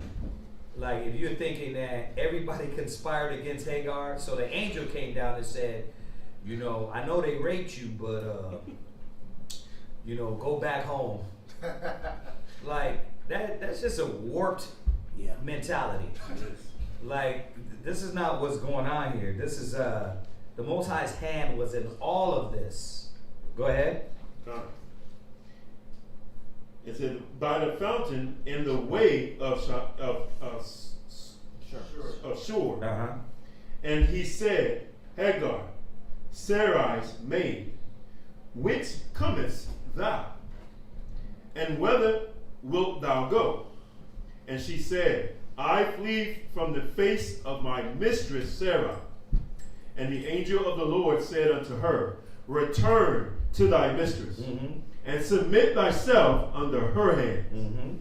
And the angel of the Lord said unto her, I will multiply thy seed exceedingly, that it shall be I will multiply thy seed exceedingly, that it shall not be innumerable, that it shall not be a numbered of multitude. That it shall not be numbered for multitude. Okay. Like it basically, you can't number it, right? The Most High is gonna bless her seed as well, right? Showing you the Most High's hand was in this, right? He wasn't going to leave Hagar comfortless. Why? Because that seed in her is still Abraham's seed, right? But it wasn't the chosen seed. It was his seed. Go ahead. No. And the angel of the Lord said unto her, behold, thou art with child, and shalt bear a son, and shalt call his name Ishmael. Because Ishmael is Yashemai Allah. Ishmael means what again? It means God hears. Right. Yah Shemai Allah. Right. Yah Shemai is to hear, and you put it in the Yah in front of it. It'd be like hear, my hear power. Right. So that's what he said. Yah Shemai Allah. Yeah. Go ahead. Come. It says, because the Lord hath heard thine affliction, and he will be a wild man. Now, who is Ishmael? Where's that verse at? Let's link it now. That way, you're able to show that okay, Abraham was the father of this Arabic nation.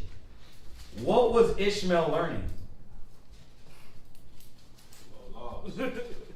It was learning about Allah? It was learning about, when I say Allah, I mean that he was learning about how to be a Muslim? Think about this. He was reading the Quran? Not under Abraham. Not under Abraham's house. Maybe when she went under that tree or something. Go ahead. Where we at? Oh, it's in Galatians. Y'all got it? You got it? It says, who gender is it's Galatians 3, right? It says let me get it. Arabia. It says in there Galatians 4 is Galatians 4, and you go to read verse 4:24. 4:24 and 25. Galatians chapter 4, verse 24. Which things are an allegory. For these are the two covenants. Right. The one from Mount Sinai, which gendereth to bondage, which is Agar. Right. So her contract genders to bondage. Right. Go ahead. For this Agar is Mount Sinai in Arabia. Right. See, Hagar is Mount Sinai in Arabia. So that's why when you go to the Zondervan Pictorial Bible Dictionary, it's easy to link up. Like we always talk about, there's some nations that still, it's easy to link their forefathers. Remember, ours, we've been stripped. It was said, our heritage shall be discontinued, right?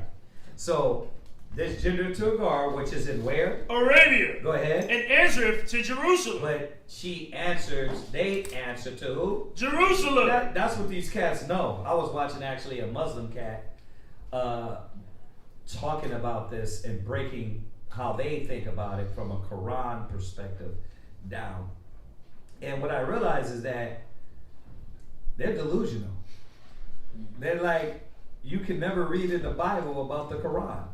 So why are we dealing with the Quran? Why are we dealing with Elijah Muhammad Ali? Why? Because they denying what the Most High said. And they know they answer to Jerusalem, though. See? Go ahead. Which now is, and is in bondage with her children. Right. All right. Go. Oh, you got another one? No, I just was just on that. I was looking through the Quran, and they'll try to tell you that Abraham and Ishmael built the Kaaba, but that wouldn't even make sense. Abraham was removed from his land because his people were serving idols. God. So you mean to tell me he left? God told him to leave there, but go build another idol? See, it doesn't make sense. It doesn't make.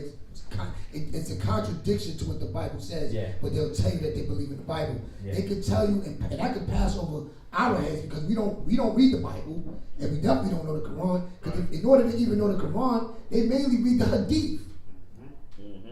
They mainly really read the Hadith, and if you go into the Hadith dives into more contradictions of how, well, it will tell you that Ishmael, that they come from Ishmael, but there's contradictions to how Abraham was a part of this idolatry.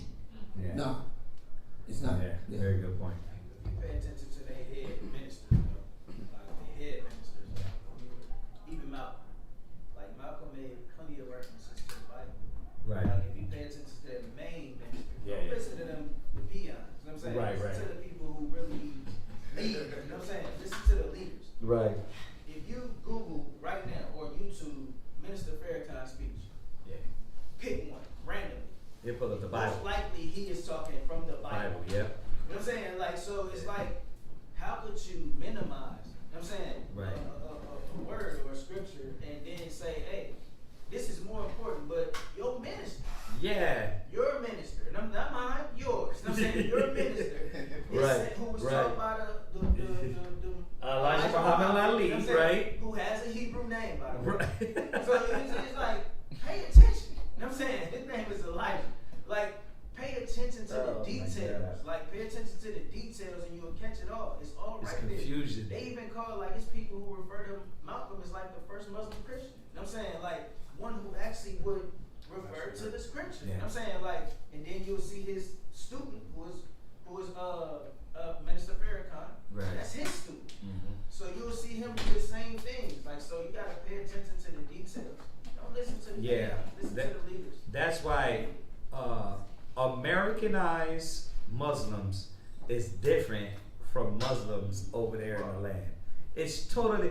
It's like Americanized Muslims is like Christianity. That's all they are. It's like it don't got nothing to do, and most of them don't really know the Quran. They don't know the Quran. Because once you start going through the Quran and showing them that Ishmael answers to Israel, they start. That catches them.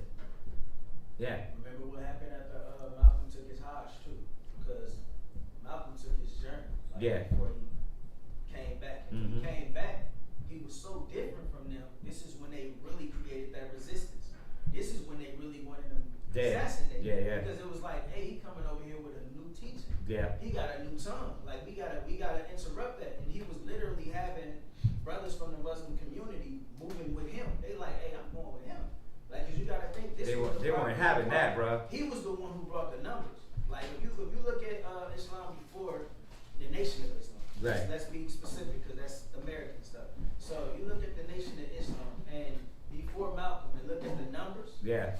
Completely different post Malcolm. Yeah. So they knew what was gonna happen. They knew that this big old movement was gonna happen. So it was like, it's even documentation that shows that they kind of sold out. They sold him out. Oh yeah. To where like the government, got together with these. Come on, you already know. We with you. Yeah, they set them up. Yeah. So you can watch like Dick Gregory, who gives like a detailed. He does. A detailed account of the actual assassination itself, and saying like the bullets didn't even come from the guns of the individuals that he seen. Like the bullets, the ballistics showed that the guns were up top and came into his body from the top rather than from the bottom. Yeah. And it was like, hey, this was all the setup. Like, so they don't put that stuff out, but his family is suing the United States government now, looking to get some type of payment from that. it's crazy, y'all are saying that. I mean, Yeshaya, he sent me the video that we be quoting for years. I gotta find it, but he sent it to me. I know it's in my feed, but it's Malcolm X saying we're the children of Israel. He said, you are the lost sheep. He said, man, I've been looking for this for a long time. But he got the video. You know how you have the audio? He got the video on it and he sent it to me. Send that to me, please. Yeah, I gotta scroll through. He just sends. I got you though. I gotta scroll through here. But yeah, the thing is that once he gained that notoriety, and then you come back and say we're the lost sheep, bro. It was over. It was too much power he was gaining. I mean, a lot of y'all should already know. If you don't know, do your research on what they did to Malcolm X. They did him dirty. They did him dirty because they didn't want to hear the truth. All right, come on. Where we at? And just again, just to go back, you know, you're talking about the Nation of Islam, but just that whole Muslim thing that the Arabs follow, right? Yeah. They claim to believe in our book. Give us the book, chapter, and verse that shows Ishmael was a prophet.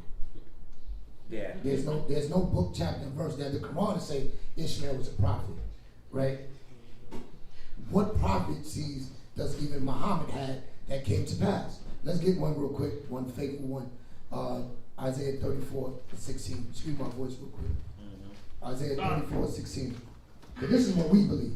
Why they say that you could bring the Bible and the Quran together and get, we don't, the Bible don't teach that. Right. So when you talk about Isaiah being a prophet, let's read what Isaiah said. Read. Isaiah chapter 34 verse 16. Seek ye out of the book of the Most High and read. No one of these shall fail. None shall want her mate. No other book can stand up to the Bible. Right. The Arab man culture, their book, it works for them. Right. When you read the Babylon 10 book 2, Muhammad did a good thing by creating the Quran for Arabs because they had 365 different gods. Right. They were warring with each other. So he did things for his people. We're not Arabs. We're not Arabs. That book don't have no benefit to you, for you, because they don't even tell you how you got here. Right. Ask your cousin Muhammad, where's the Surah about why Allah let us come here on cargo slave ships? He ain't gonna have no information for you. How did black people learn Islam? He not gonna tell you about the sub-Saharan slave trade. Right. He don't even know about that. No, actually he does. He does just like your Christian cousin does. God forgives. Because Islam is nothing but Christianity. Because they let the Arabs off the hook for the oppression that they did to our people, just like Christianity lets the other nations off the hook for what they did to us in the transatlantic slave trade. Right. Stop looking at stop looking like Islam making something of value for us. Right. Unless you're an Arab, if you're an Arab, follow that.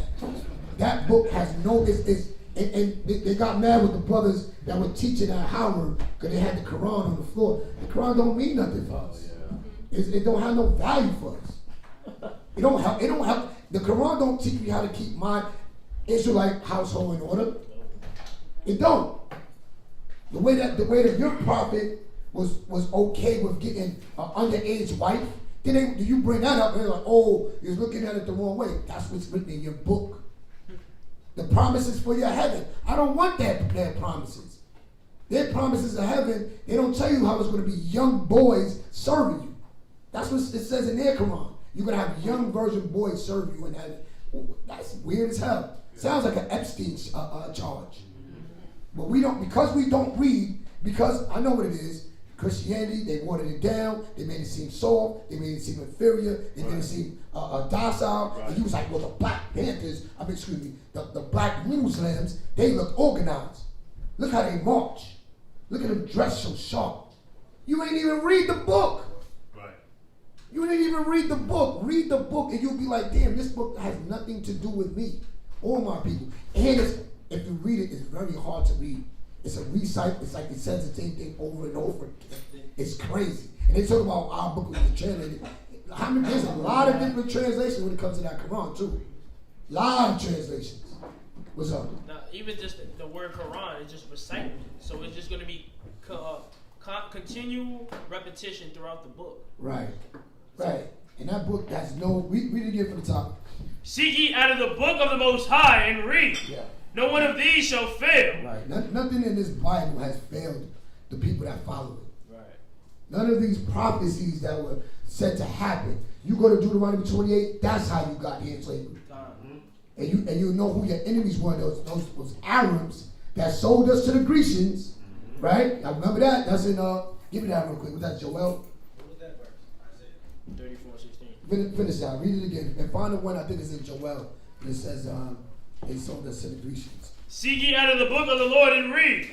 No one of these shall fail. Right. None shall want her mate. Right. For my mouth it have commanded, and his spirit it have gathered them. Right. The Spirit of the Most High is in this book. This is the living word. That's why over this Bible still being here, you can use it to navigate and solve the issues of life.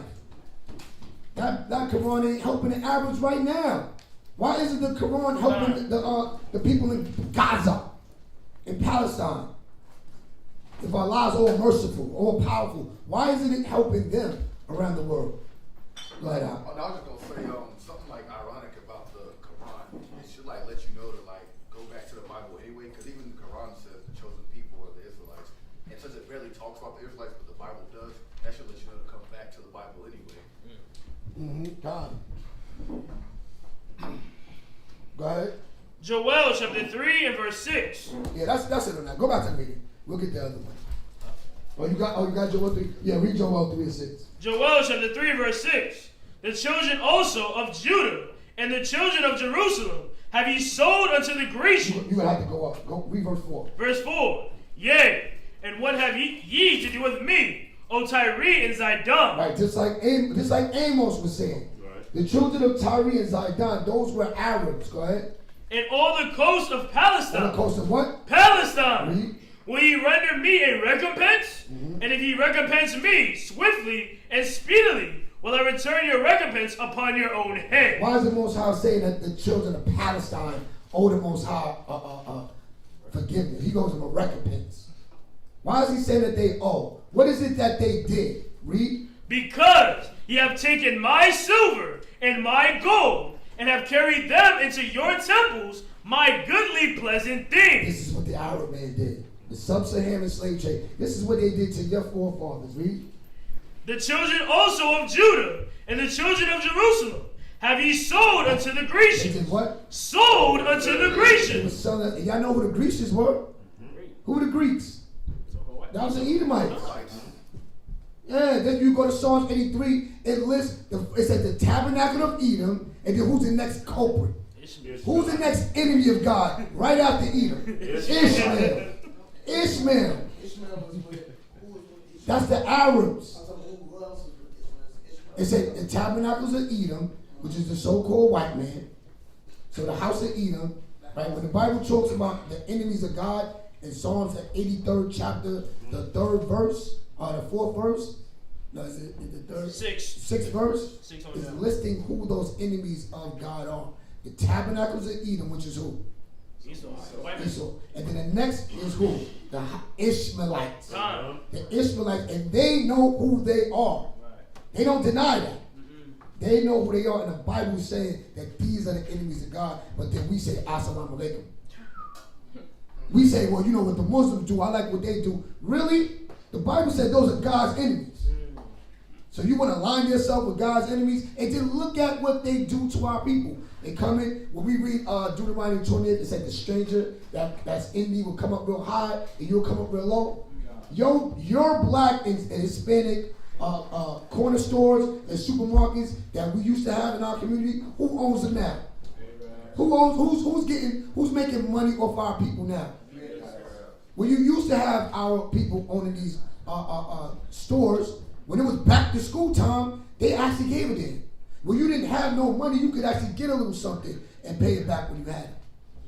But though they know, they call you brother because they're making money off of you. But they're not looking at you like a brother. They sold our people in slavery back then. Ain't nothing changed. Read. That ye might remove them far from their border. That you do what? Remove them far from their border. They took us out of that Gaza Strip. Why is the Most High letting all of that happen? Because they don't belong there. Right. That land was divided for the tribe of Judah.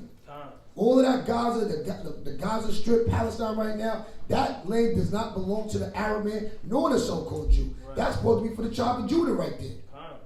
So he's letting your enemies be punished right in front of your face. Come out of from our people. Right. Leave out of the sins of Islam, the confusion of the Quran. Go ahead. Behold, I will raise them out of the place whither ye have sold them. Right. Wait, you do what? Whither ye have sold them. He said he will raise us out of the places that he sold us. Mm-hmm. And that's what you're seeing right now. You're seeing us coming out of Christianity just like you're seeing us come out of Islam. You're seeing that. And it's a beautiful thing. And we'll look at the Islam no different than we look at Christianity. Because when Malcolm did go to Mecca, one of the things he did say, he said, the people that you told me was the devil, the white man, they praying in Mecca. So you teaching that the white man's the devil, but he's in there and you got to call him brother. That's literally what that religion is about. If that Dylan Storm Roofer went in that Baptist church, that Black Baptist church, took his shahada while he was locked up in jail, then he has to now be accepted by the Muslim brothers.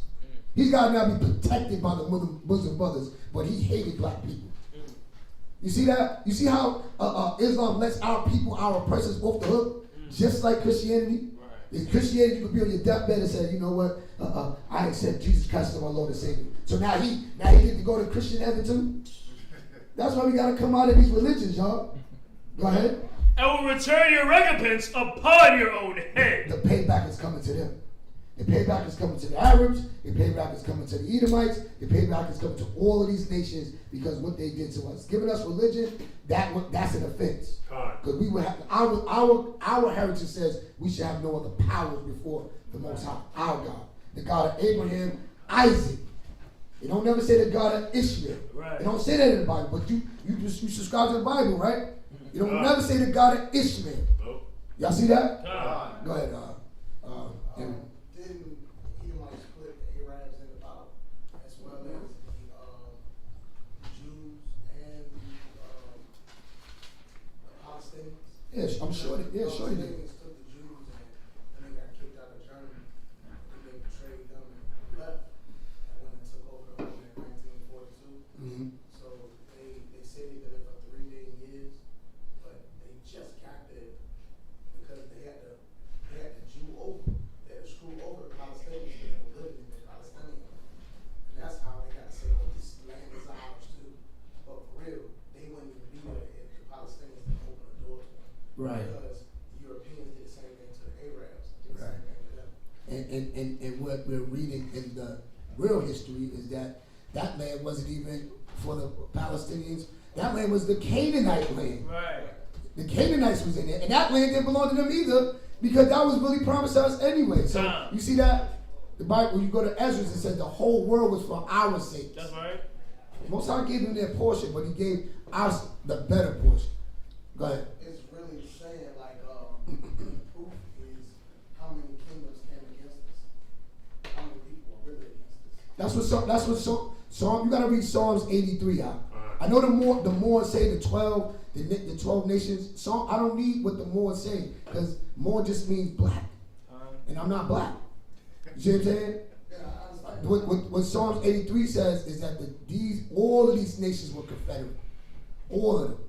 The Arab, the Edomites, the Africans. And that's what I was trying to get to. Yeah. The saying is like Ishmael and the Africans was hand in hand, as well as the Edomites. All of them, yes sir. All from the land of Edom. They all come from the same gang. I mean the same. They all are enemies of God.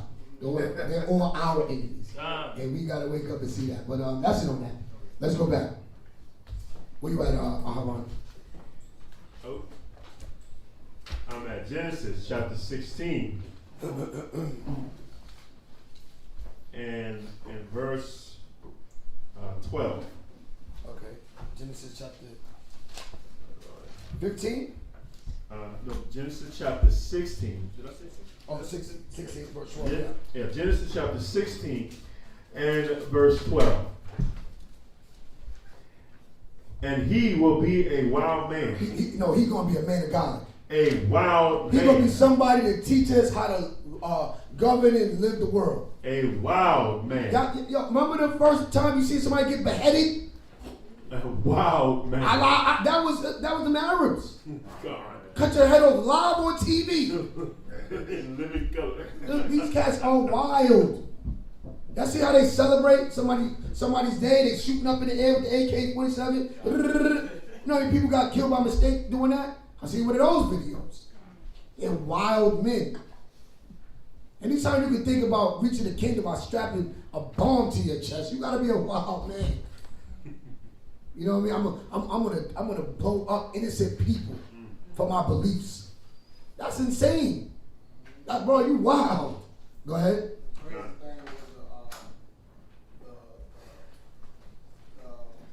Jihad birthright. Like if you die, you did a whole lot of virgins in heaven. So you're supposed to get all these different virgins to have sex with, like in the afterlife in heaven. And this is supposed to be given to a person who is jihad, but jihad doesn't mean war. Yeah, I'm gonna get that too, because it actually tells you that them virgins were boys. Yeah, get that. Yeah. See, these are the things, because you know what happens? We get off the stoop religion. My brother came home from jail. You know what I mean? He changed. He's a Muslim now. That sounds different. That's powerful. And you thinking that's the way? That's not the way. We just read Isaiah. What's the way? The word of the Lord is the way, and no other way can match that. Y'all see that? But when you talk about this Ishmael, who was the father of the Arabs. Right? It says he was a wild man, and look at how they deal. They're wild men. Go ahead. Verse 12. And he will be a wild man. His hand will be against every man. That's why what they created by killing those Gazans over there like that is you created generations of people, kids that are going to come back and not forget. They're not like us over here. You know, 1, 2, 3 generations down the road, we forget about captivity and slavery and punishment. They're not like us. They're not going to forget, and they're going to drive this man to his knees. They're going to drive him to his knees because you can't catch these guys, right? They blow themselves up. You ain't putting them in jail. Go ahead. And every man's hand against him, and he shall dwell in the presence of all his brethren. Right. Look at where the Arabs' land is. Look at how much, bro. If this ain't true, bro, look how much money the Arab people got. How much land? Oh, you were talking about earlier. What was Iraq about? Getting that oil. Right? If you left it up to the white man would sabotage all the Saudis, right? He would get all that land, he would get all that oil, he would get it all, but he knows he can't just, you need somebody over there to produce, right? To bring forth money and riches. But this is why he gets in bed with them. The people, Qatar, they just gave him the whole, the whole new, he's changing it into the new Air Force One, right?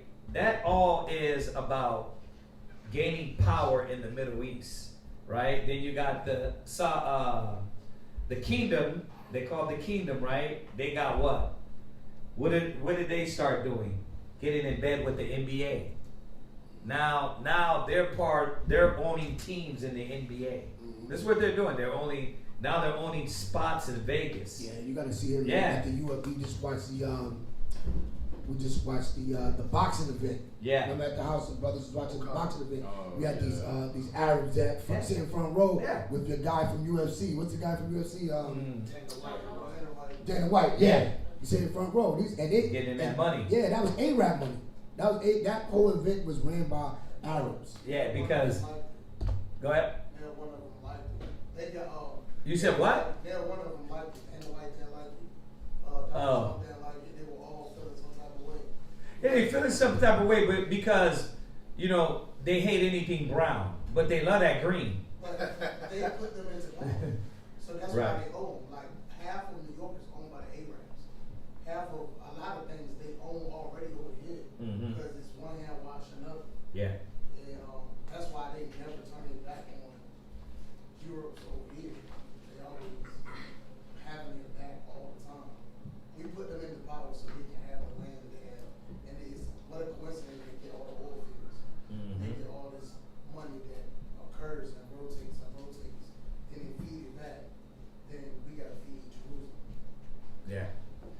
come on.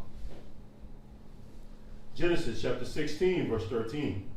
And she called the name of the Lord that spake unto her, Thou God seest me.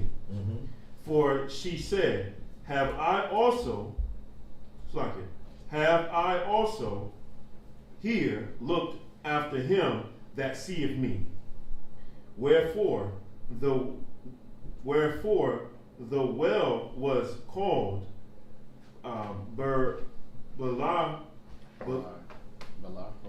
Balahara. Behold, it is between Kadesh and Bered. And Hagar bare Abram a son, and Abram called his name, and Abram called the name and Hagar bare a son. Take your time. Take your time. Just read what you see. And Hagar bare Abram a son, and Abram called his son's name, which Hagar bare, Ishmael. Right. Okay. Next reader. What's up?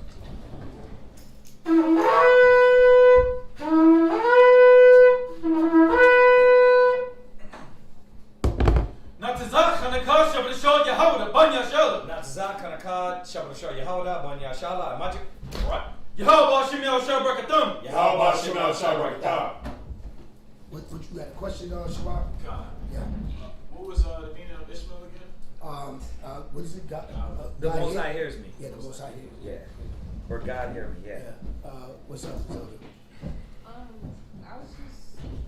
I was a little bit confused on verse 13 and 14, so if I could just get a little bit of understanding. What verses?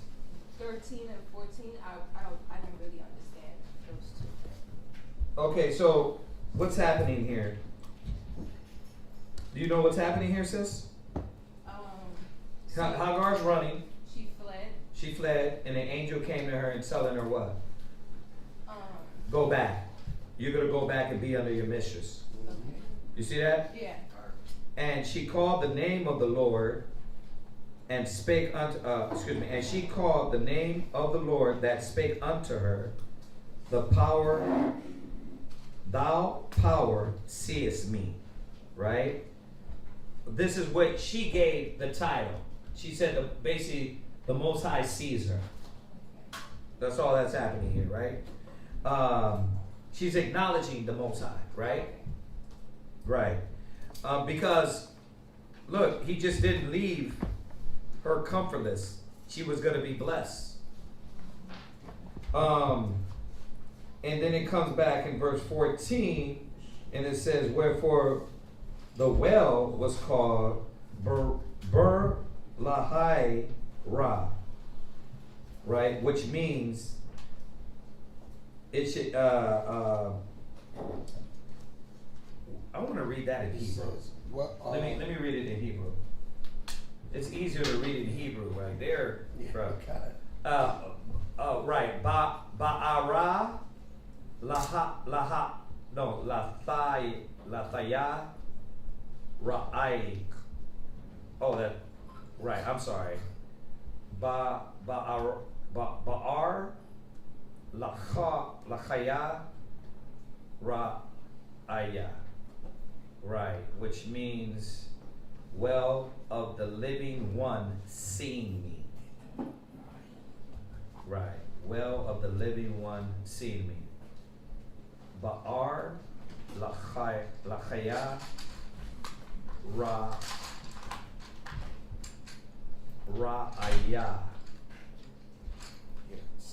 Yeah, see. Right, see is La Ra'ah. Right, to see. Yeah.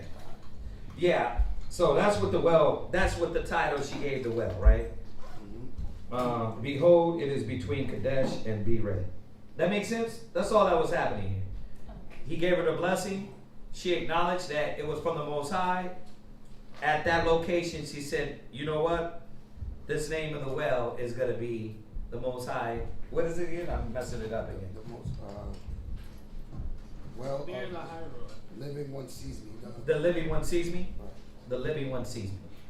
So she pretty much just blessed Yeah, just bless the area. You see that a lot. Like, remember where he went and gave a sacrifice? Where's that at? Back in verse, is it 15? Chapter 15. 15 verse. 9 and 10. 9 and 10, yeah. Right, but I thought he gave it a name too. Yeah, it's a lot, Josh. It's in here. I thought he gave it a name here too, but no, but yeah, it happens a lot in the scriptures. Like the location that there's a blessing at, they would kind of give that a name to remind them of that location. Okay. Yeah, that's all that was going on. All right, let's go ahead. That's you, Genesis chapter 16 and verse 16. Yeah, content. Yep. And Abram was 86 years old when Hagar bare Ishmael to Abram. Genesis 17 and verse 1. And when Abram was 90 years old and 9, the Lord appeared to Abram and said unto him, I am the Almighty God. He was 99 years old, right? Go ahead. And said unto him, I am the Almighty God. Walk before me and be thou perfect. And we went over that a few weeks back about what perfect means, right? Get a little more in-depth definition as opposed to you think perfect is never making a mistake ever, right? What was Abraham already walking in? He was walking in this mind of being perfect, which was, let's look up the definition again. I can't remember it offhand. Mature. Perfect. Yeah. Complete. It says, if y'all got it, read it. It says being entirely without fault. You got that idea, right? But then it says, I don't like this one. What you got? This is the Chat GPT. Okay. It says perfect, meaning Bible-based explanation. It says perfect in the Bible doesn't mean flawless or never sinless. It says it means complete, upright, mature, whole, or walking sincerely with God. Yeah. Yeah, like a lot of, well, especially when you're in there doing Bible stuff. Yeah. Because remember, your algorithm can be different depending on your train of thought. Right. Because it trains it according to your thought. So if I'm putting in scriptures and I tell them what the scripture means, your algorithm will start talking like you. It's funny as hell. Yeah. But the Bible definitions are really good in here.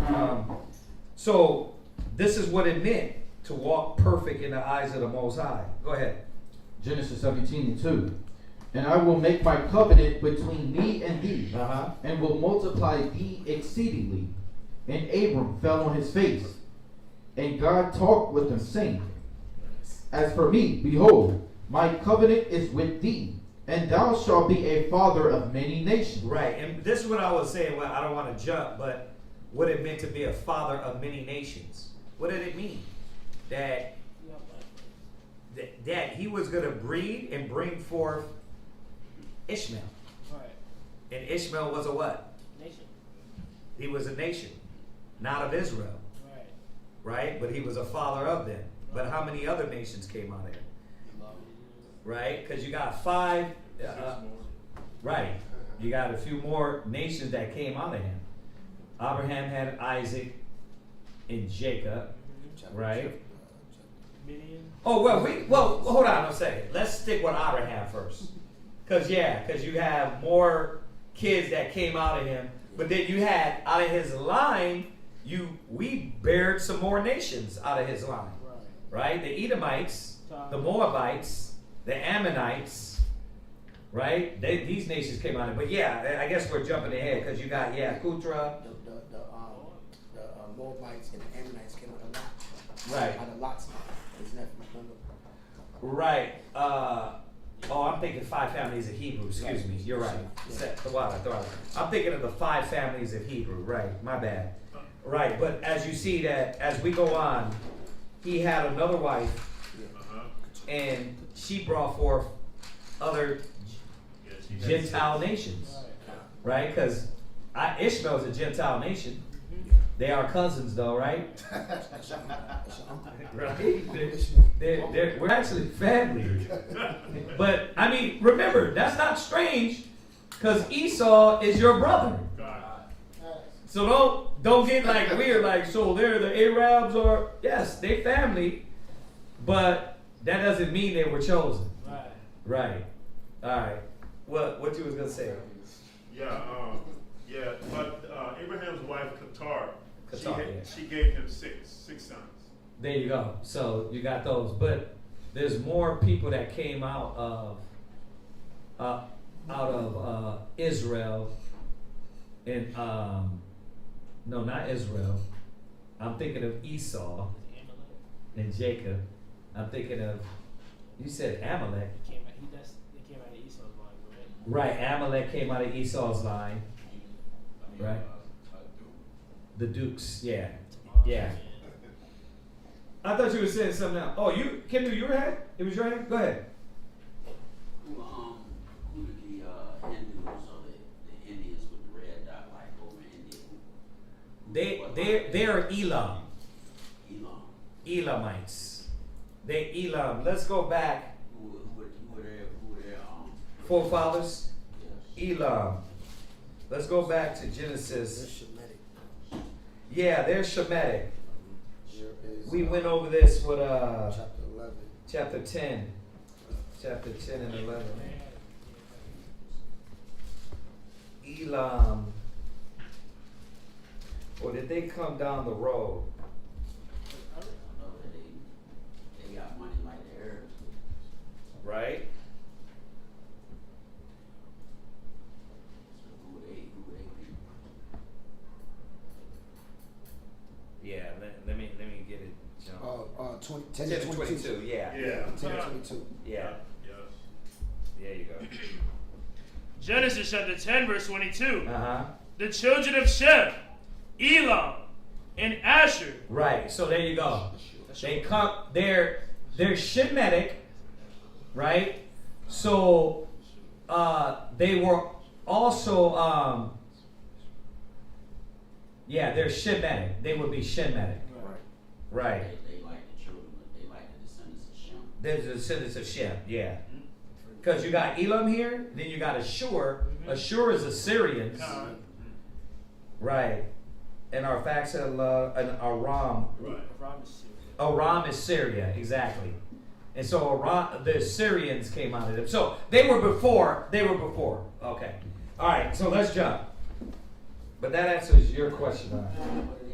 That's why Genesis 10, like, when you go over Genesis 10, you're like, well, this doesnn't really pertain to me. You know, it literally answers a lot of those questions, where the people come from. Now, remember, in Genesis 10, every child didn't become a nation.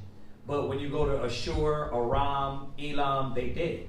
Right? So, yeah, got to go through that. What'd you say?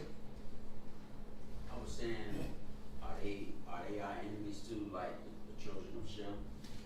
Like the enemies, like, how do we deal with them? Well, that's a good question, brother. But like we went over earlier, remember, all these nations outside of us were called what? Gentiles or heathens. Right. So yes, every nation outside of Israel. I know they worship many gods. Yeah, they were heathens. We weren't supposed to deal with them. We were supposed to follow their customs, because they worship these other gods. Right. But like we talked about earlier, when we dealt with these other nations, they had to submit to righteousness, or the Most High sent us to destroy them.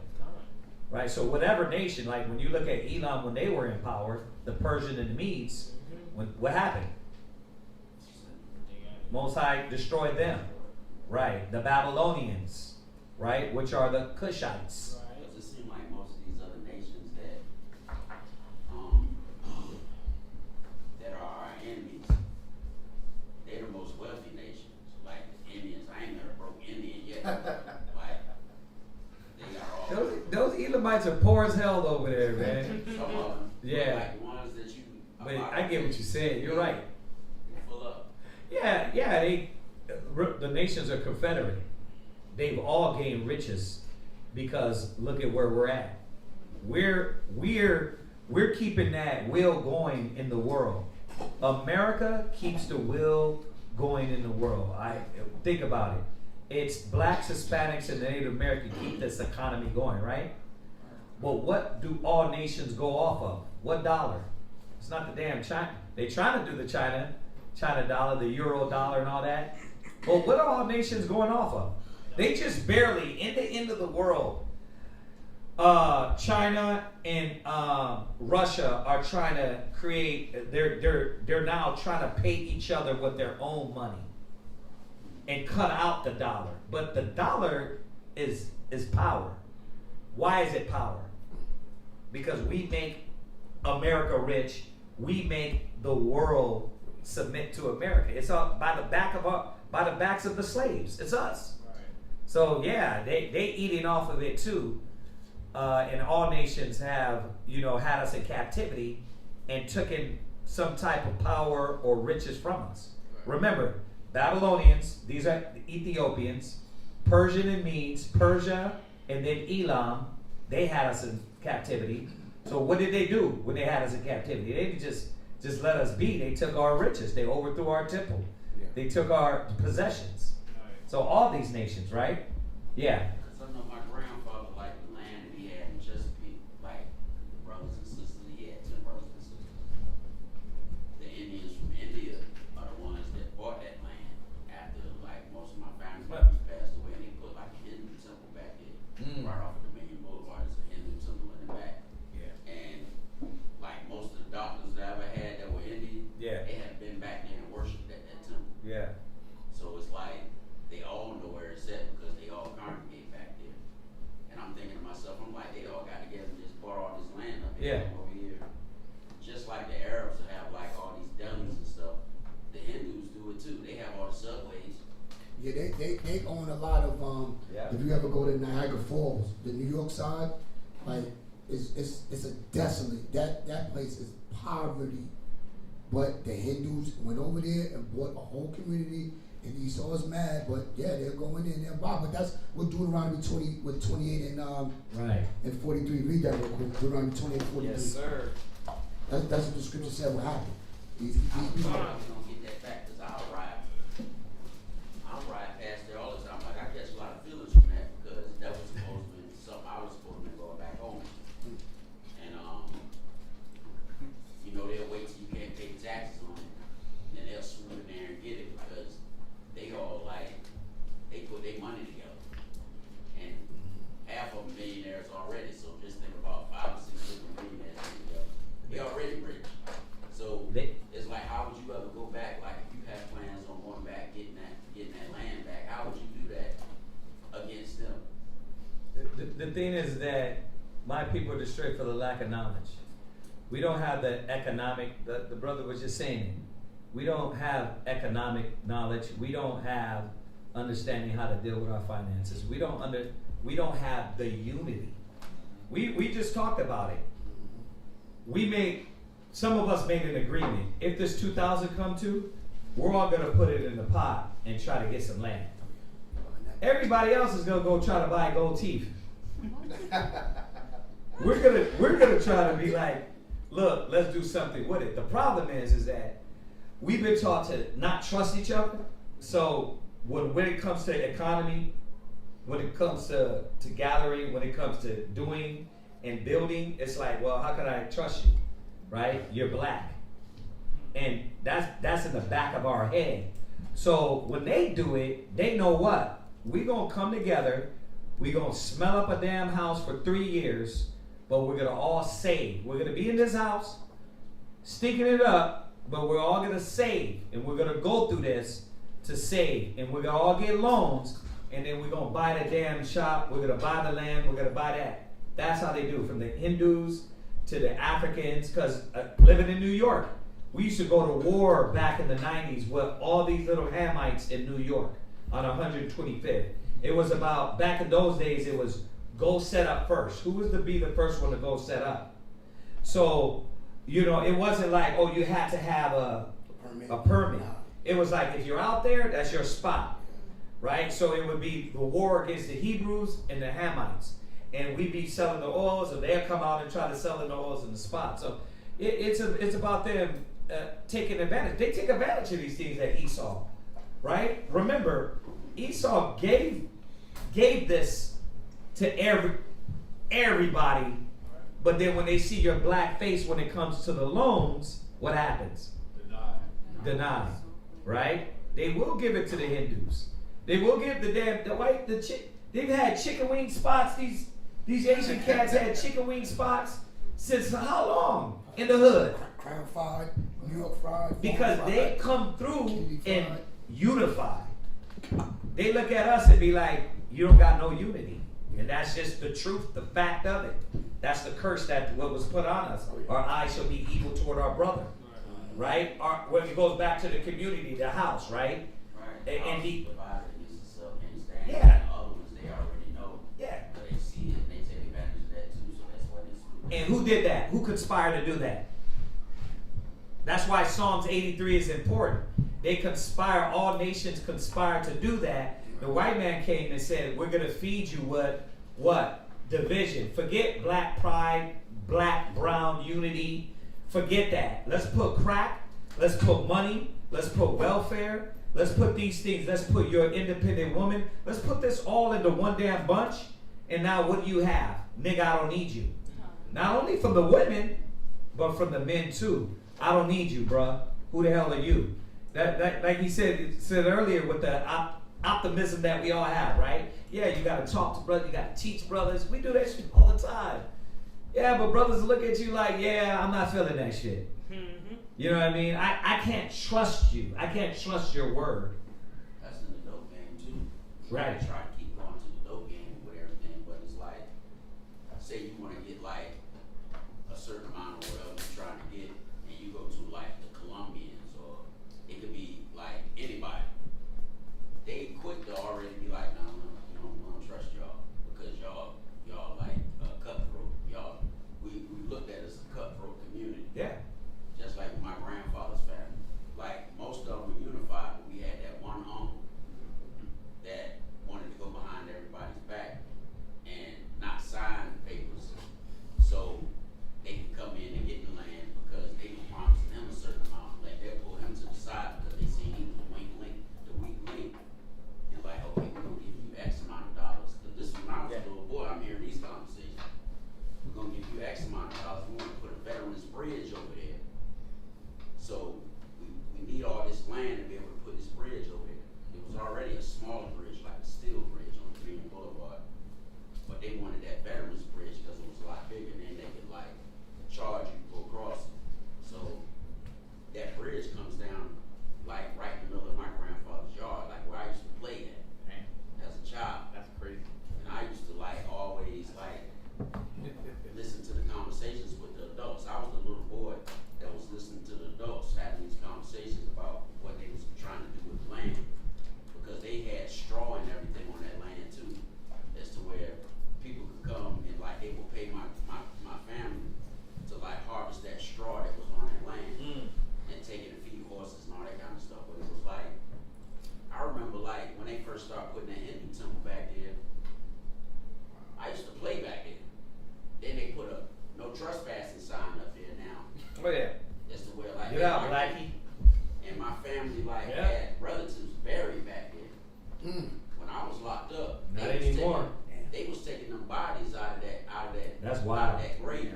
They couldn't do that. What the hell? They took the bodies. Hell out yeah, of they could. That black tar come on. that they set Hell yeah, up they to, could like, do that.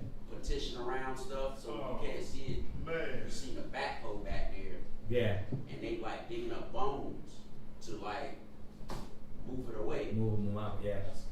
So it's like it burnt me in my mind. Like when I came back home, I'm like, damn, it don't even feel the same no more. Like where I used to play at, and have different functions. Like families used to come over there, have little outings and everything.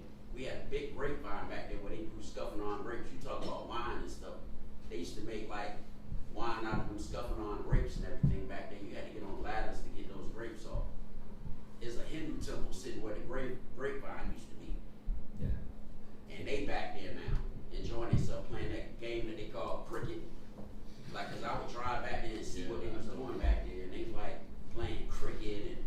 Yeah. enjoying like the land. Over your family's dead bones. Yeah. Yeah. And I feel some type of way about that, and I always wanted to know, like, I always wanted that land back, and I always wondered how could I like. You're not getting that land back. America gonna burn before you get that land back. But I was thinking, like, how can we do it? How can we get together and be able to do it? Because I would like to have like our stuff on that land, like you talk about, like the building. Look, if everybody what we're gonna do, if everybody get that 2,000, everybody's taking that 2,000. We're gonna put it on some land. How much do you think that will cost to get that back compared to that? Forget about that land, brother. That's gone. That's like saying, man, I'm gonna give America back. You're not getting that land.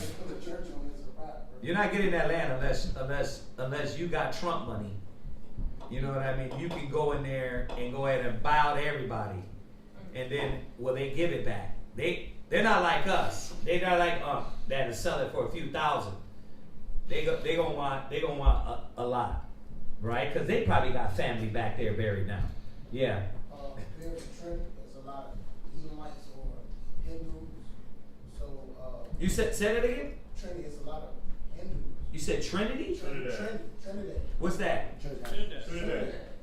Trinidad Tobago. Yeah. Oh yeah. There's a lot of Hindu people. So in teaching, there's two different types. They're like the Hindus that are light skinned and Hindus that are dark skinned. It's literally a race war going on over there, where it's like darker skinned individuals, and the ones you see over here are considered the lighter skinned, the privileged. It's like a class in China.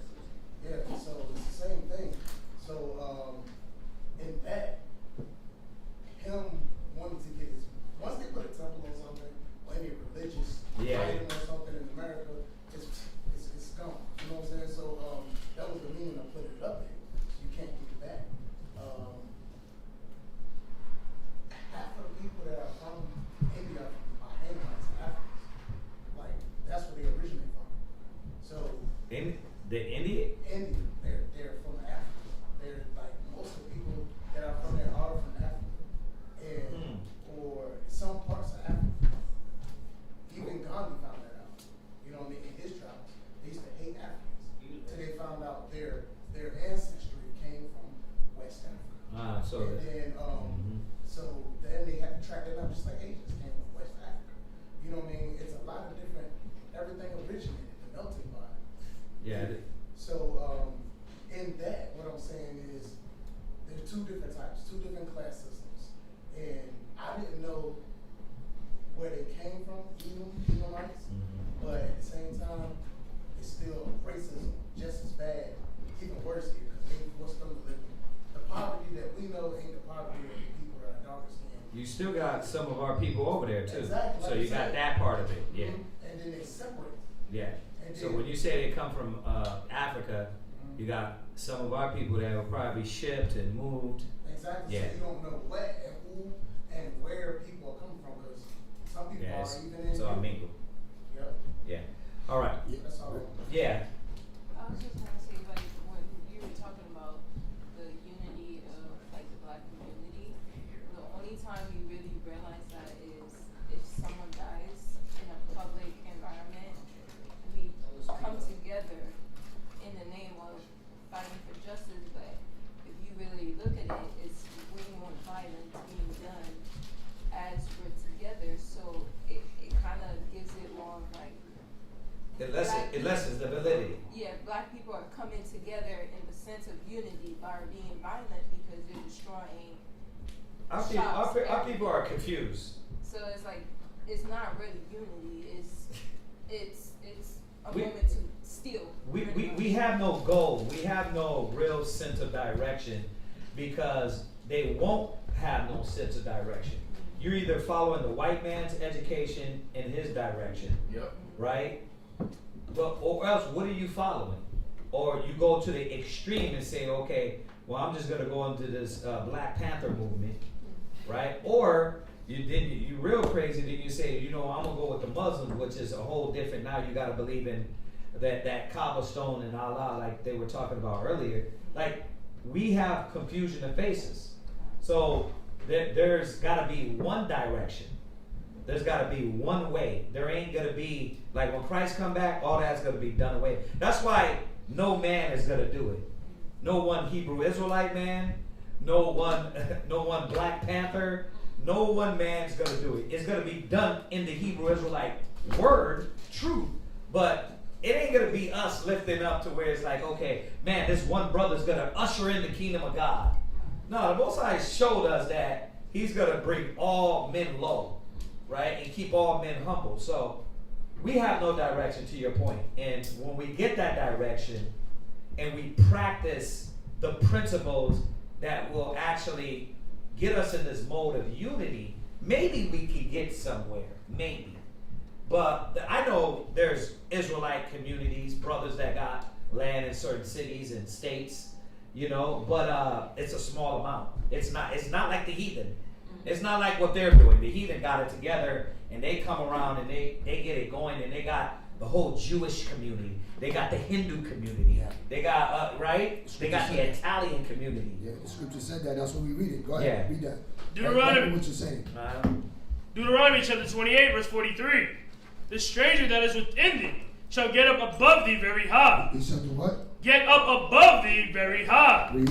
And thou shalt come down very low. Right. He shall lend to thee. He shall do what? Lend to thee. Yeah. And thou shalt not lend to him. Read. He shall be the head, and thou shalt be the tail. All because we got to remember, because hearing about that story, that did something for me too. Yeah. That did something for me too, because a lot, and you think about it, especially right here, that's what they did to a lot of things. You ain't the only one. All of the nation. I watched a documentary even about in New York, the Iroquois kingdom. There was 7 tribes that were united in New York. And what did what did the Dutch do? They divided them against each other. The 7 united Iroquois kingdom, the tribes that was once united and did commerce amongst each other, had a government that the Dutch followed after. You know the Dutch, that's what it was used to be before it was New York. It was New Amsterdam, right? And then became New York, right? That's the ones that populated New York before all the other colonizers, right?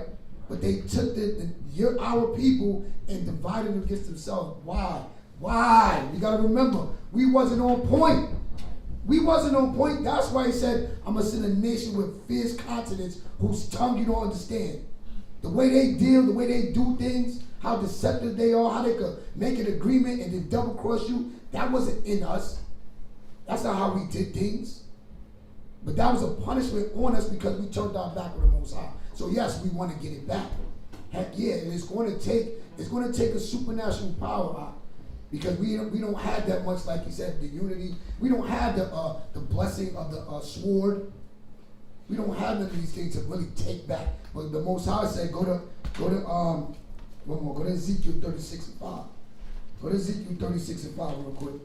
Because the Bible talks about all the justice that we want to see. Right. But there's only one way to do it though. The ARs ain't going to get it. I mean, our United Dollar's not going to get it. That don't mean don't try to unite the dollar, though. Because we are going to, like the brother said, we are going to rehearse the righteous acts.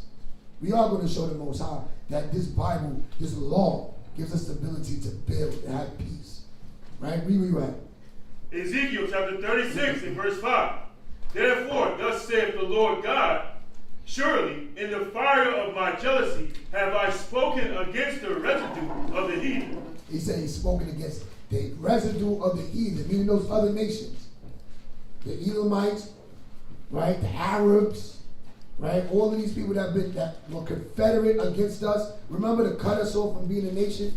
If I take your land, then yeah, you can't take your children, your grandchildren. This is where Papa grew up. This was the land where your great-great-grandfather came from. We can't do that. I remember those stories like that, going to South Carolina and being like, all of that's yours right there. All of that, that's, and you, as a man, you'll sit and say, what did he have to go through to get that? What did he have to give up to get that? Yeah, it does burn you up. Heck yeah. And what the Father said, he said, for the residue of the heathen, and who else?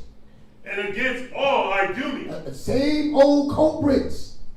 The same old culprits, huh? We know they all the Most High didn't forget. They're gonna get it. Read. which have appointed my land into their possession. They did what? Which have appointed my land into their possession. Yeah, they would. Yeah. No, just on that point. Think about it, y'all. America's done. America, go back and read Revelations 18. No matter what land we get here, it's going to be burnt to hell up. The Most High said it, he looked, and it will be a continual fire. We're going to be in Jerusalem. We're going to be in our land looking at America burn as a continual memorial. Right? So we can know, remember that place? So America, I know, and I'm not saying don't get land, don't get your business right, don't get your credit score up, because brothers start acting funny. Go ahead and get all of that, but know that it's temporary, because he's gonna pull us out of here and put us back in our land. That's what they said. The one they're fighting over there, he's not gonna let it be destroyed. Like, they already destroyed it, but we're gonna be able to rebuild it. They're gonna be able to rebuild it, right? Yeah, and that's where that passion, when you put it into the historical sense, we wasn't supposed to be here anyway. If we did things right, we wouldn't have been here. But look what they're doing, because this is double fold. Because look what they're doing with our land anyway. Like again, when you learn that Palestine and the Gaza Strip, all you Judites here, that's your land. That's beachfront property. You ain't had no beachfront property. Think about what y'all know what Trump said he want to do with that, and y'all they want to make it a casino, they want to make a resort, because who doesn't want to be by the Mediterranean Sea? For real. Come on, y'all. That's amazing. But that's your promised land. That's our promised land. You could be an Ephraimite, like, yeah, I'm gonna check my cousin, my kinfolk out in Judah. We going over to Palestine, Gaza, right? Go ahead, kiddo. That's a beautiful thing, but it's like, most of our people that have passed away, they bodies over here. I'm not into no body worship. I'm just saying, it's like we got a lot of ancestors that's buried right over here. Like when they took my people's out of that ground, and put them somewhere where I don't even know where they put them at. Yeah, that's something that I think about often. Oh yeah. Luckily, we're gonna all be raised. And then you leave. Well, that's true. Come out of the graves. So you saying by that time we in Jerusalem, our people's gonna be coming out of the Bro, anyway. That's what the Most High promised. Some shall be raised to everlasting life. Some shall be raised to everlasting condemnation. Because you can go down that street. Because I remember when I was a little boy how they had sold some of that land to TCC and Chesapeake. Like, oh yeah. They had a lot of land over there. Seneca Village. Seneca Village. Yeah. Like somebody said it, but the people that own the Jew, the so-called, it's what college is that? It's a college in New York. Columbia University. Columbia University owns the majority of property in New York City. Right. Wow. Columbia University. Wow. And you know who sits at the board, the head of the board of Columbia University. Now, if you look at Seneca Village. Schwarzenegger. Yeah, you look at right. Berg and Stein and Steen. When you look at Seneca Village, right? That's one of the little tourist attractions. You come to New York, you want to go to Central Park. You got people sunbathing. You got people walking their dogs. They put concerts there. They live in there's blood there. Yeah. There's blood there. Right? Yeah. So yes, we know. We know. That's why I say it makes you mad, but it not foolish though. It's supposed to make us mad, not foolish. Yeah. Not to make the same mistakes. The mistake was when we turned our back on the Father. Now these beasts have power now. These beasts, these bottom feeders have the ability to do these things to us. So how do we get back? The Father said he got to get back for us. And I'm gonna give you the best part of the earth, right? Finish it up. Which have appointed my land into their possession with joy. Yeah, you watching them have parades in Tel Aviv. They got to know not to change the names. Jerusalem, Ashkelon, that's your name. Your father's named that. That was our place. The Father gave that to us. Yes, it's the same. Yeah, I know it. What's up, sis? How they was, I was trying to figure out what college, because I thought you meant here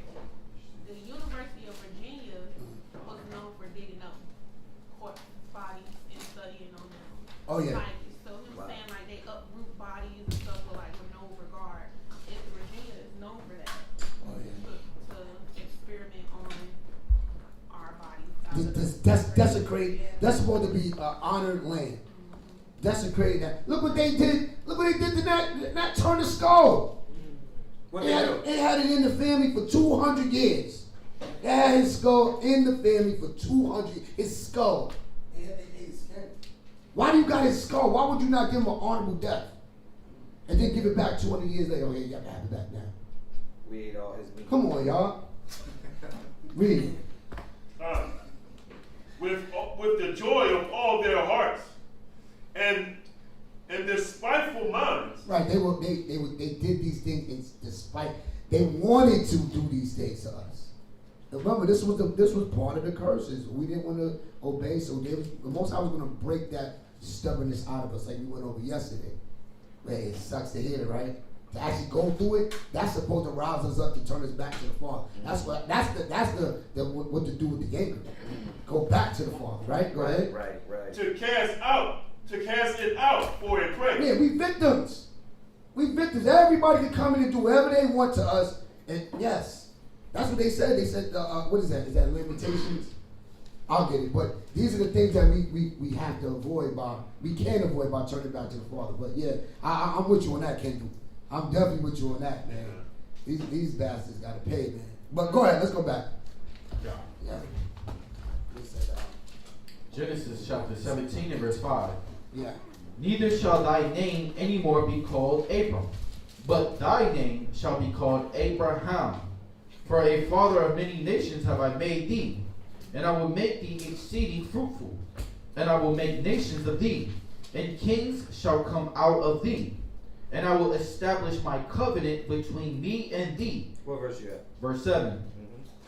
And I will establish my covenant between me and thee, and thy seed after thee, in their generations for an everlasting covenant, to be a God unto thee, and to thy seed after thee.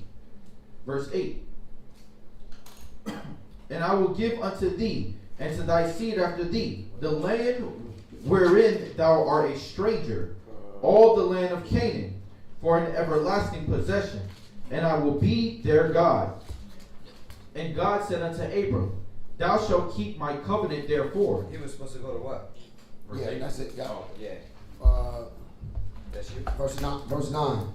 And the Most High said unto Abraham, thou shalt keep my covenant therefore, thou and thy seed after thee in their generations. Genesis chapter 17, verse 10. This is my covenant, which ye shall keep between me and you and thy seed after thee.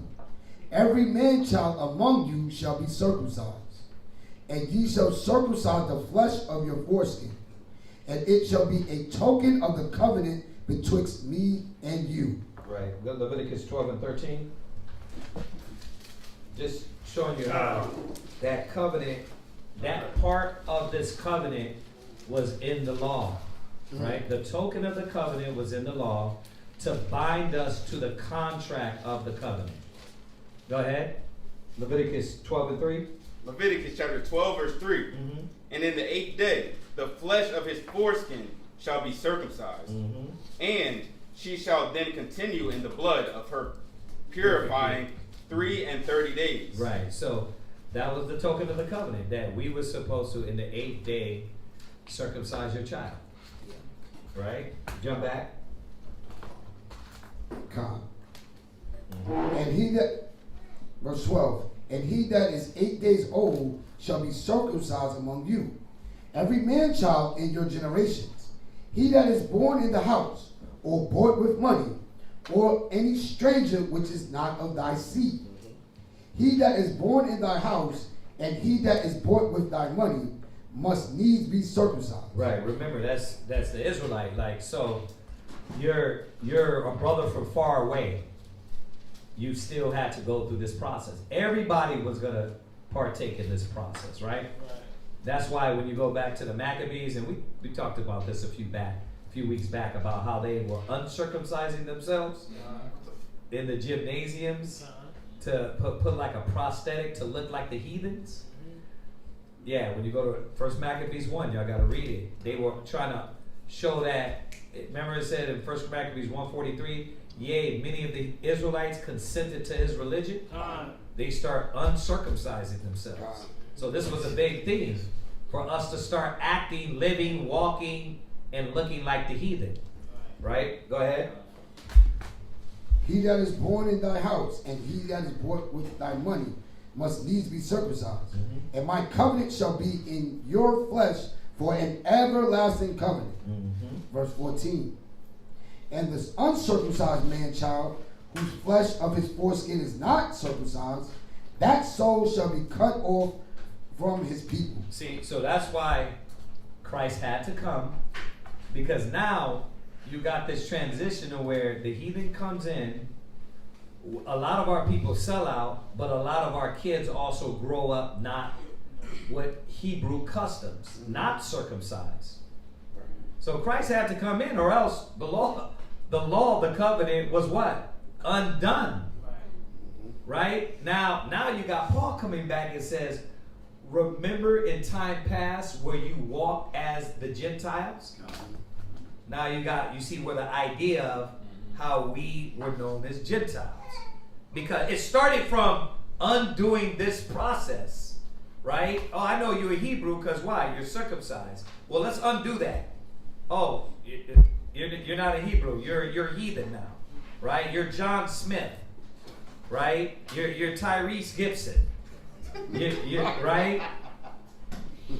So you're following all the customs, the dress, the look, the talk, the education, the lifestyle of the heathens, right? Even hip hop, y'all.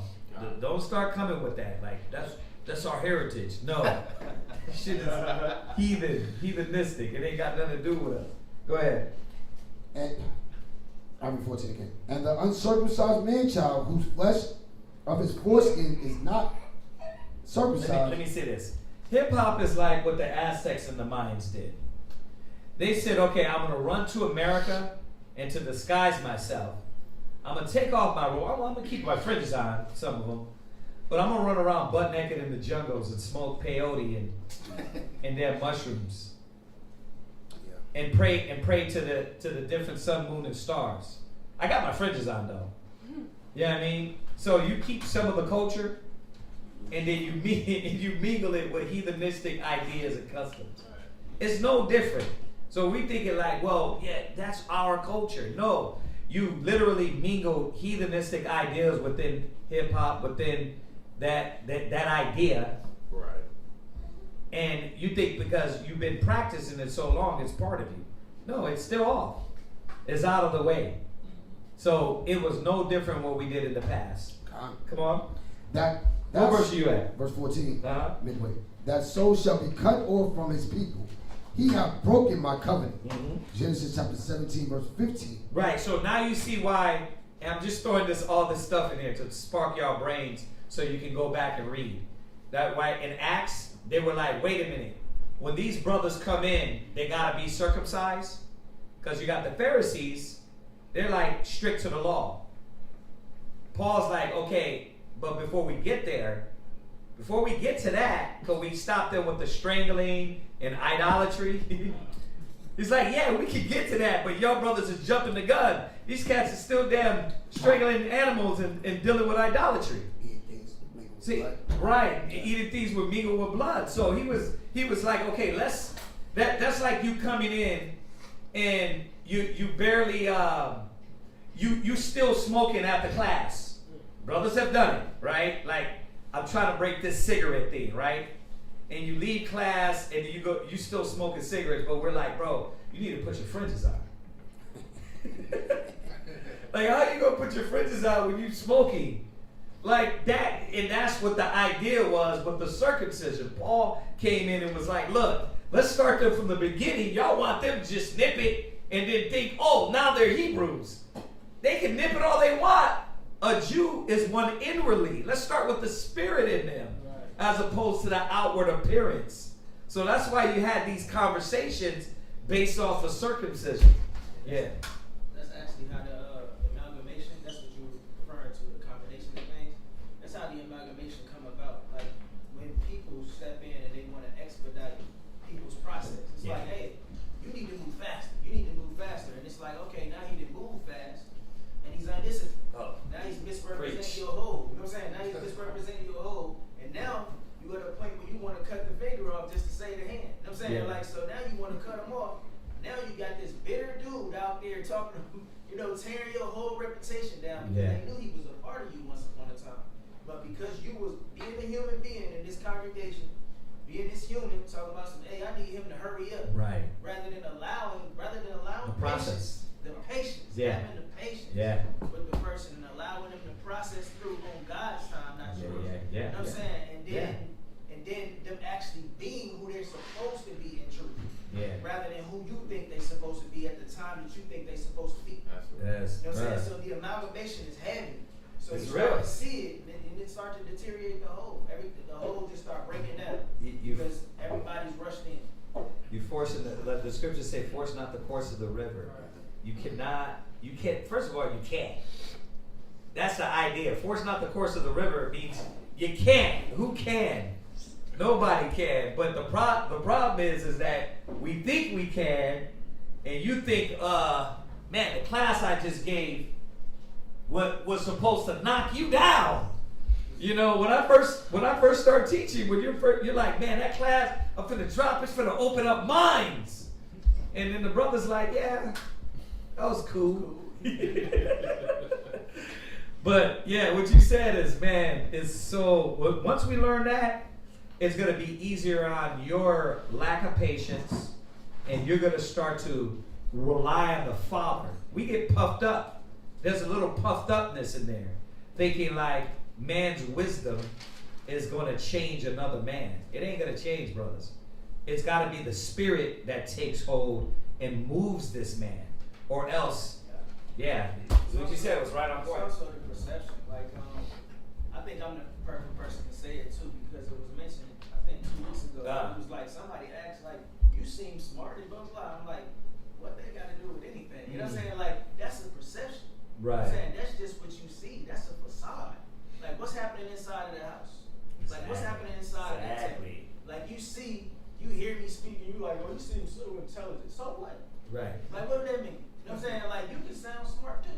Right. You know what I'm saying? Like, it's plenty of people out here sounding smart, don't know what they're talking about. And for people who study, we see it. It's like, man, I hear you, but you ain't really saying much. It's called verbose. It's like a bunch of words for nothing. You know what I'm saying? Like, you just talk. Like, I don't really see nothing.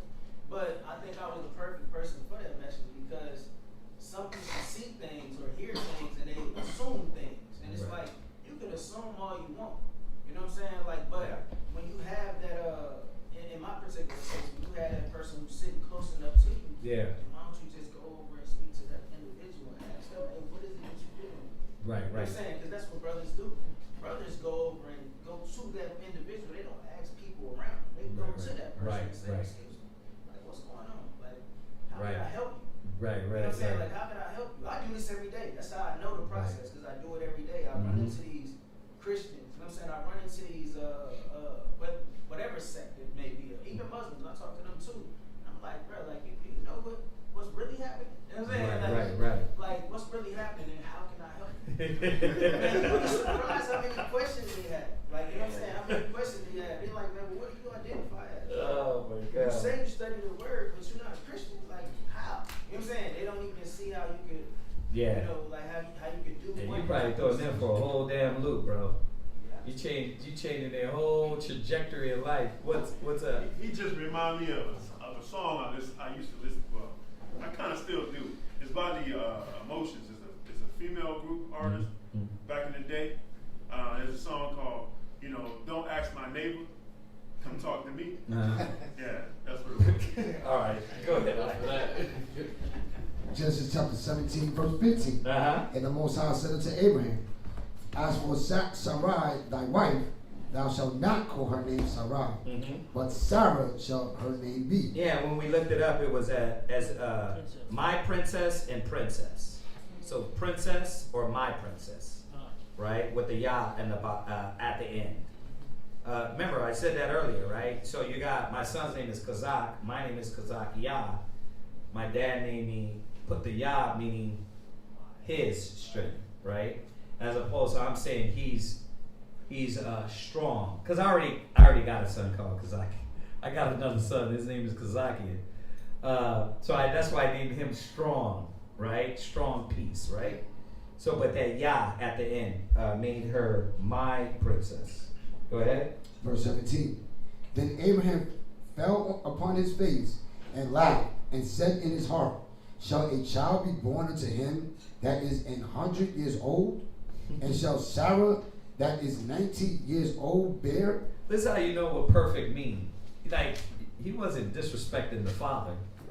But, I mean, you're 100 years old and you're gonna bear a child, right? I mean, anybody would be like, oh, I gotta see that one, right? But that didn't change the trajectory of his faith and his belief.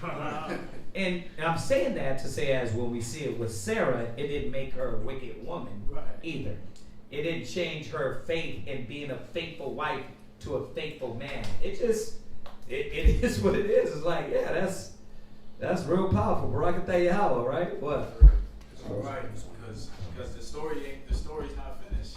Right. So when you look on and read when you read on the accomplishments they had as from the full circumference of it, you're like, okay, well they stayed faithful. They stayed faithful to Most High had laid down. There you go. Like when we jump ahead, we know that it wasn't just a laugh out of, hey, yeah, that shit ain't gonna never happen. It was a laugh of like, yeah, the Most High is powerful, right? There's nothing impossible with the Father. Yeah, all things are possible. We are at verse 18, y'all. 16? Yeah. Okay. Is it 16? Yeah. And the men rose up from thence. I'm sorry. I switched my page over. 17 and 16. And I will bless her and will give thee a son also of her. Yea, I will bless her, and she shall be a mother of nations. Kings of peoples shall be of her. Then Abraham fell upon his face and laughed, and said in his heart, shall a child be born of him that is 100 years old? And shall Sarah that is 90 years old bear? And Abram said unto the Most High, oh, that Ishmael might live before thee. Why? Because we had tradition, y'all, that your firstborn son would take the throne. That would take the heritage. But, yeah, they would take the heritage. Like, look, everything goes to your firstborn son. But in this case, the Most High is like, no, sir, it's not going to be of Ishmael. And the Most High said, Sarah thy wife shall bear thee a son indeed, and thou shalt call his name Isaac. Isaac means laughter, if you didn't know. And I will establish my covenant with him for an everlasting covenant. And it says, and with his seed after him. And as for Ishmael, I have heard thee. Behold, I have blessed him and will make him fruitful and will multiply him exceedingly. 12 princes shall he begat, and I will make him a great nation. So he didn't leave Ishmael there. Ishmael, the Ishmaelites, the Arab people are a great nation. Right. They're great people, right? But they ain't got the contract. But my covenant will I establish with Isaac. Right? Go to Romans 8 and 7 real quick. Romans 8 and 7. And then go to Galatians 3 and 16. Go ahead. Romans chapter 8 and verse 7. Because the carnal mind is enmity against God. For it is. Wait, it's Romans 9 and 7 it should be. Is it Romans 9 and 7? Yeah, 9 and 7, my bad. Romans chapter 9 and verse 7. Neither, because they are the seed of Abraham, are they all children. But in Isaac shall thy seed be called. Do you see that? So that eliminates, well, he was going to be a father of multitude. Everything was blessed with Abraham. No, he even narrows it down. He narrows it down. Obviously, that was going to be a discrepancy. Somebody read that. They'd be like, see, through Abraham, we all get blessed. Nah. See, the Spirit came back and edified what he was saying. Go ahead. Read it again. Neither, because they are the seed of Abraham. Right. Are they all children? Right. But in Isaac shall thy seed be called. See, very important. Because Abraham had Isaac, and Isaac had Jacob. Right. See, Isaac had Esau and Jacob.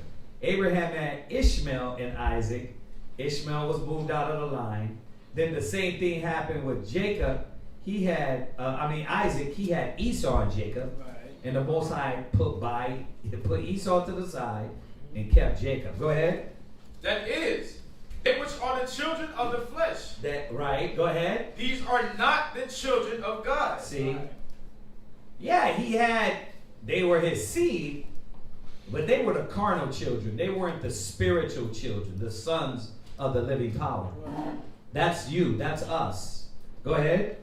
But the children of the promise Uh-huh. are counted for the seed. Uh-huh. For this is the word of promise. At this time will I come, and Sarah shall have a son.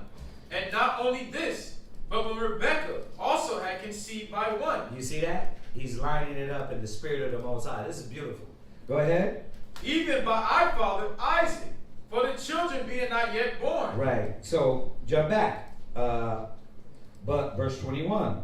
But my covenant will I... Galatians 3:16. My bad. Galatians chapter 3, verse 16. Uh-huh. Now to Abraham and his seed were the promises made. Right. He saith not, and to seeds. Not into what? Seeds. Yeah, because a lot of seeds, he, as we go on, and his wives, right, he had a lot of children. Right? He was a father of a multitude. Right. But not the contract. The token of the covenant was not unto seed, but of thy seed. Go ahead. As of many, but as of one. Right. Into thy seed, which is Hamashiach. Right. If you even want to go deeper into that lineage led down all the way through David to who? Christ. Right. So he's letting us. There's a twofold meaning there. Right. The nation of Israel, but also Yahweh Shai. Right. Yeah. Precept. Yeah. Good. Second Ezra 13. Chapter 3. Okay. 15, 16, 17. Go ahead. Second Ezra chapter 3, verse 15. And madest an everlasting covenant with him, promising him that thou wouldest never forsake his seed. Uh-huh. And unto him thou gavest Isaac. Right. And unto Isaac also thou gavest Jacob and Esau. As for Jacob, thou didst choose him to thee, and put by Esau. And also Jacob became a great multitude. Verse 17. And it came to pass. Right, then it goes down. It goes down into the history of it. But yeah, that this is what the Most High is showing us, that the covenant went to Abraham, Isaac, and Jacob. Not of seeds, but of thy seed. Okay? All right. Well, like I said, we know y'all know this, basic. But now y'all got the chapters, the links, and all that. Go ahead. I'm 22. And he left off talking with him, and the Most High went up from Abraham. And Abraham took Ishmael, his son, and all that were born in his house, and all that were bought with money, every male among the men of Abraham's house, and circumcised the flesh of their foreskin in the selfsame day, as the Most High had said unto him.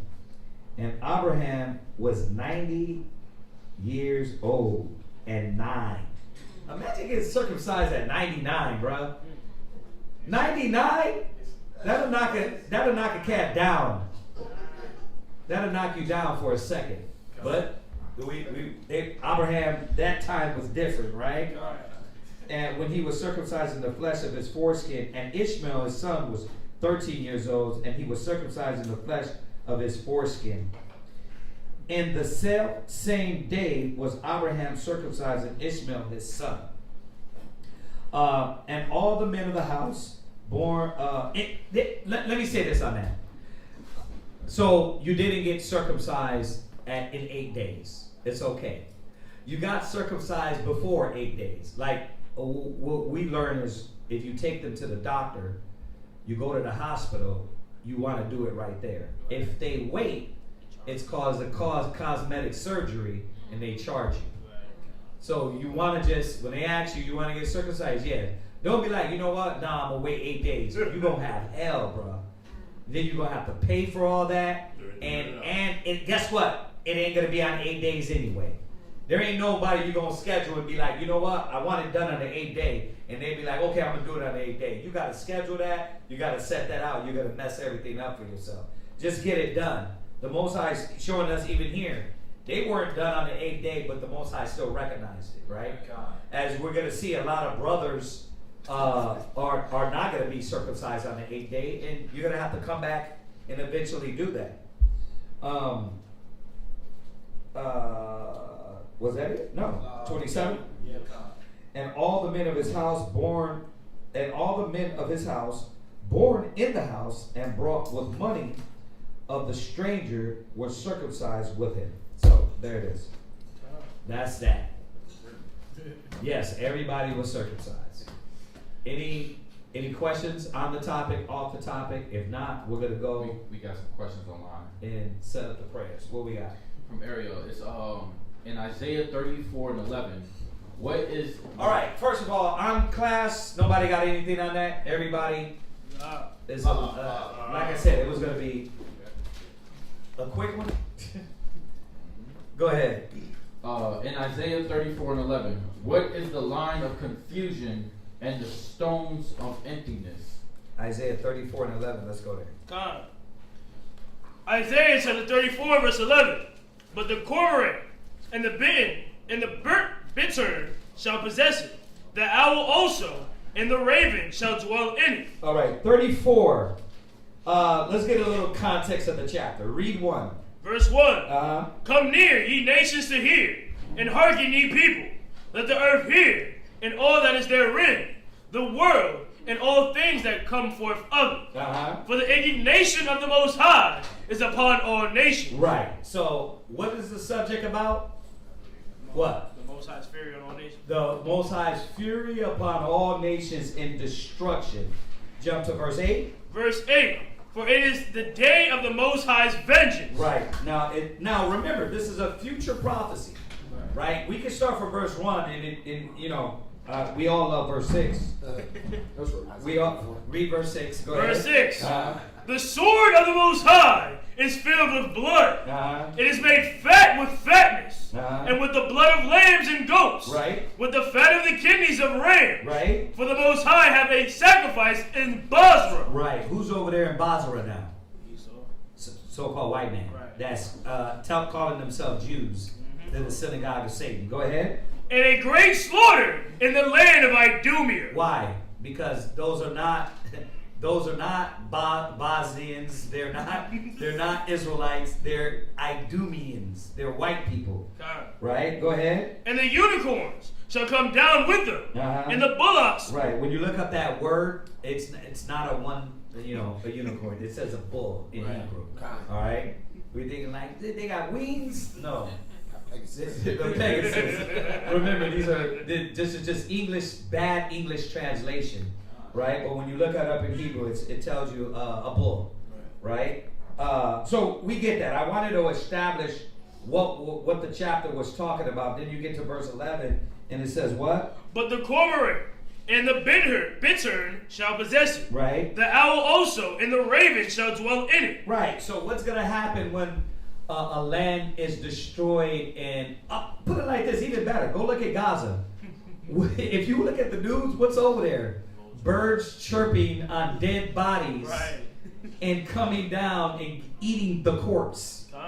Now you got to go on Instagram to see the real thing. But all you see is those birds circling and eating on the flesh, and that's what it's talking about here. Go ahead. And he shall stretch out upon it the line of confusion and the stones of emptiness. Once again, go look at Gaza, and you can understand what happens when a land is destroyed. So remember, the context of the chapter is Christ is coming back to destroy them, and bring down these nations. And specifically, he's pointing out Idumea, the so-called white people, right? And then he comes back and says, what's going to be left of their land, who's going to eat it? The birds, the animals, right? Wild bulls. The wild bulls, right. Go ahead. Verse 12. They shall call the nobles thereof to the kingdom, but none shall be there. Why? Because the Most High is going to destroy them. God. There ain't going to be no noblemen. Does Congress act? Yeah, with the Congress, the senators, all the well-spoken people that's going to get on the news. It ain't going to be none of that. Right. He's going to destroy the nation. Once again, read Revelations 18. It tells you all of that is going to be destroyed. The kingdom, this world, is going to be taken down, and not only in Basra, but Idumea, right? Where's the Idumeans? Well, they're some of them are here. Some of them are Europe, right? Idumea is going to be taken down. So that's all it's talking about, sis. It's talking about what's going to happen when this nation falls, right? The Most High is going to make it a desert, right? Make it a destroyed land. That's all he's saying here. All right, what else? And then she asked, what nations do the birds represent in Isaiah 34 and 11? No. This is literally talking about actual birds, right? Why? Because remember, you start from the beginning. It's telling you the process of what's going to happen. That this nation is going to be taken down. These people are going to be destroyed, and then it comes out. Just read down. Come on. God, and all her princes shall be nothing. Right. Verse 13. Uh-huh. And thorns shall come up in her palaces. Right. Just look at Gaza. Right. Like, what's over there? There's nothing. There's no princes. There's no communities. There's nothing. There's just what? Rocks, stones, rubble. There you go. Rubble. Right? If you see, they did it on Instagram or TikTok. They did a flash of how it looked at the beginning Before and after. and how it looked now. Yeah. It's rubble. Oh, yeah. And that's what America's going to look like. That's what a lot of lands are going to look like after Yahweh Shai gets through with them. Go ahead. Nettles and brambles in the fortresses thereof. And it shall be an habitation of dragons. Right. Remember, not Game of Thrones dragons. Right? There's not that. Once again, that Hebrew word for dragons, it says what? Jackals. Dogs. Right. And what's around there? Once again, this is why you got to watch the news, because you'll see there's none but damn animals over there trying to survive, and they're getting blown to damn pieces. Right. Go ahead. And a court of owls. Right. And so in this instance, this is not speaking through allegory. This is speaking plainly what's going to happen and what's going to be left when the land is destroyed. All right? So what else? This is her last one. It says in Isaiah 34 and verse 14, is a satar a literal satar that is part man, or is it just an animal? A what? 34 what? 14. Chatter. Oh, the Seder. No. Look it up in Hebrew. Yeah, it's no, it's a fair question. It's a fair question. It is. But no, these are remember once again, the best thing to do, sis, is like when you don't know these words, just go look it up in the Hebrew. The Blue Letter Bible. If you got an Android, eSword is another good one. If you got the Apple, right? It's a goat. It's a goat. He goat. A he goat in Hebrew. Yeah, hairy kid. A kid is a young goat. A young goat.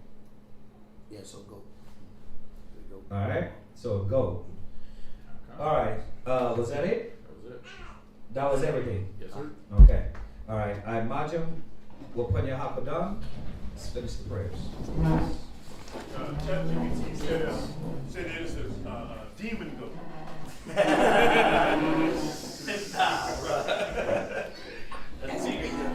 That's why you gotta watch it. See, it ain't always right. Got demons on those goats, boy.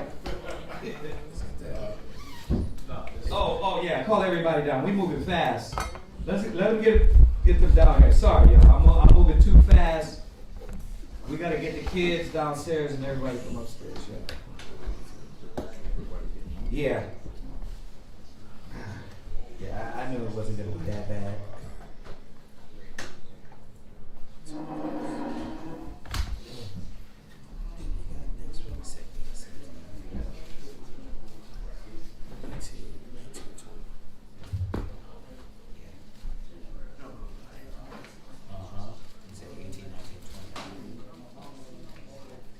Yeah, we ripped it through this Genesis. Oh, right. Yeah. The sisters did cook. They got meatball subs. I think they're called the famous meatball subs. You know what I mean? You know what I'm saying? Why everybody's eating, we're going to talk about Hanukkah, y'all. And how we're going to set that up, and who's all going to be a part of that. So we can get whoever's not here on the phone after this. But yeah, we gotta set Hanukkah up. Gotta get that out of the way. Yeah, Hanukkah.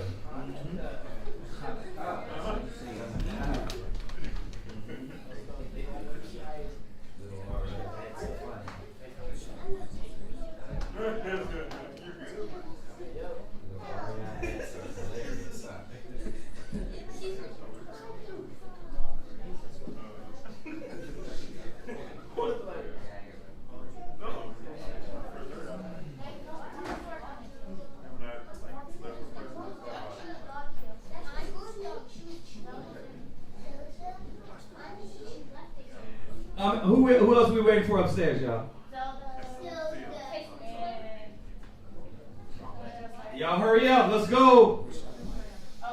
She went to go get she gets That's it? Okay. Barakatay Hawa. Barakatay Hawa. Barakatay Hawa. Barakatay Hawa. Shami Hawashah. Shami Hawashah. For this day. For this day. This feast. This feast. The water. The water. For this Sabbath. For this Sabbath. We ask of you. We ask of you.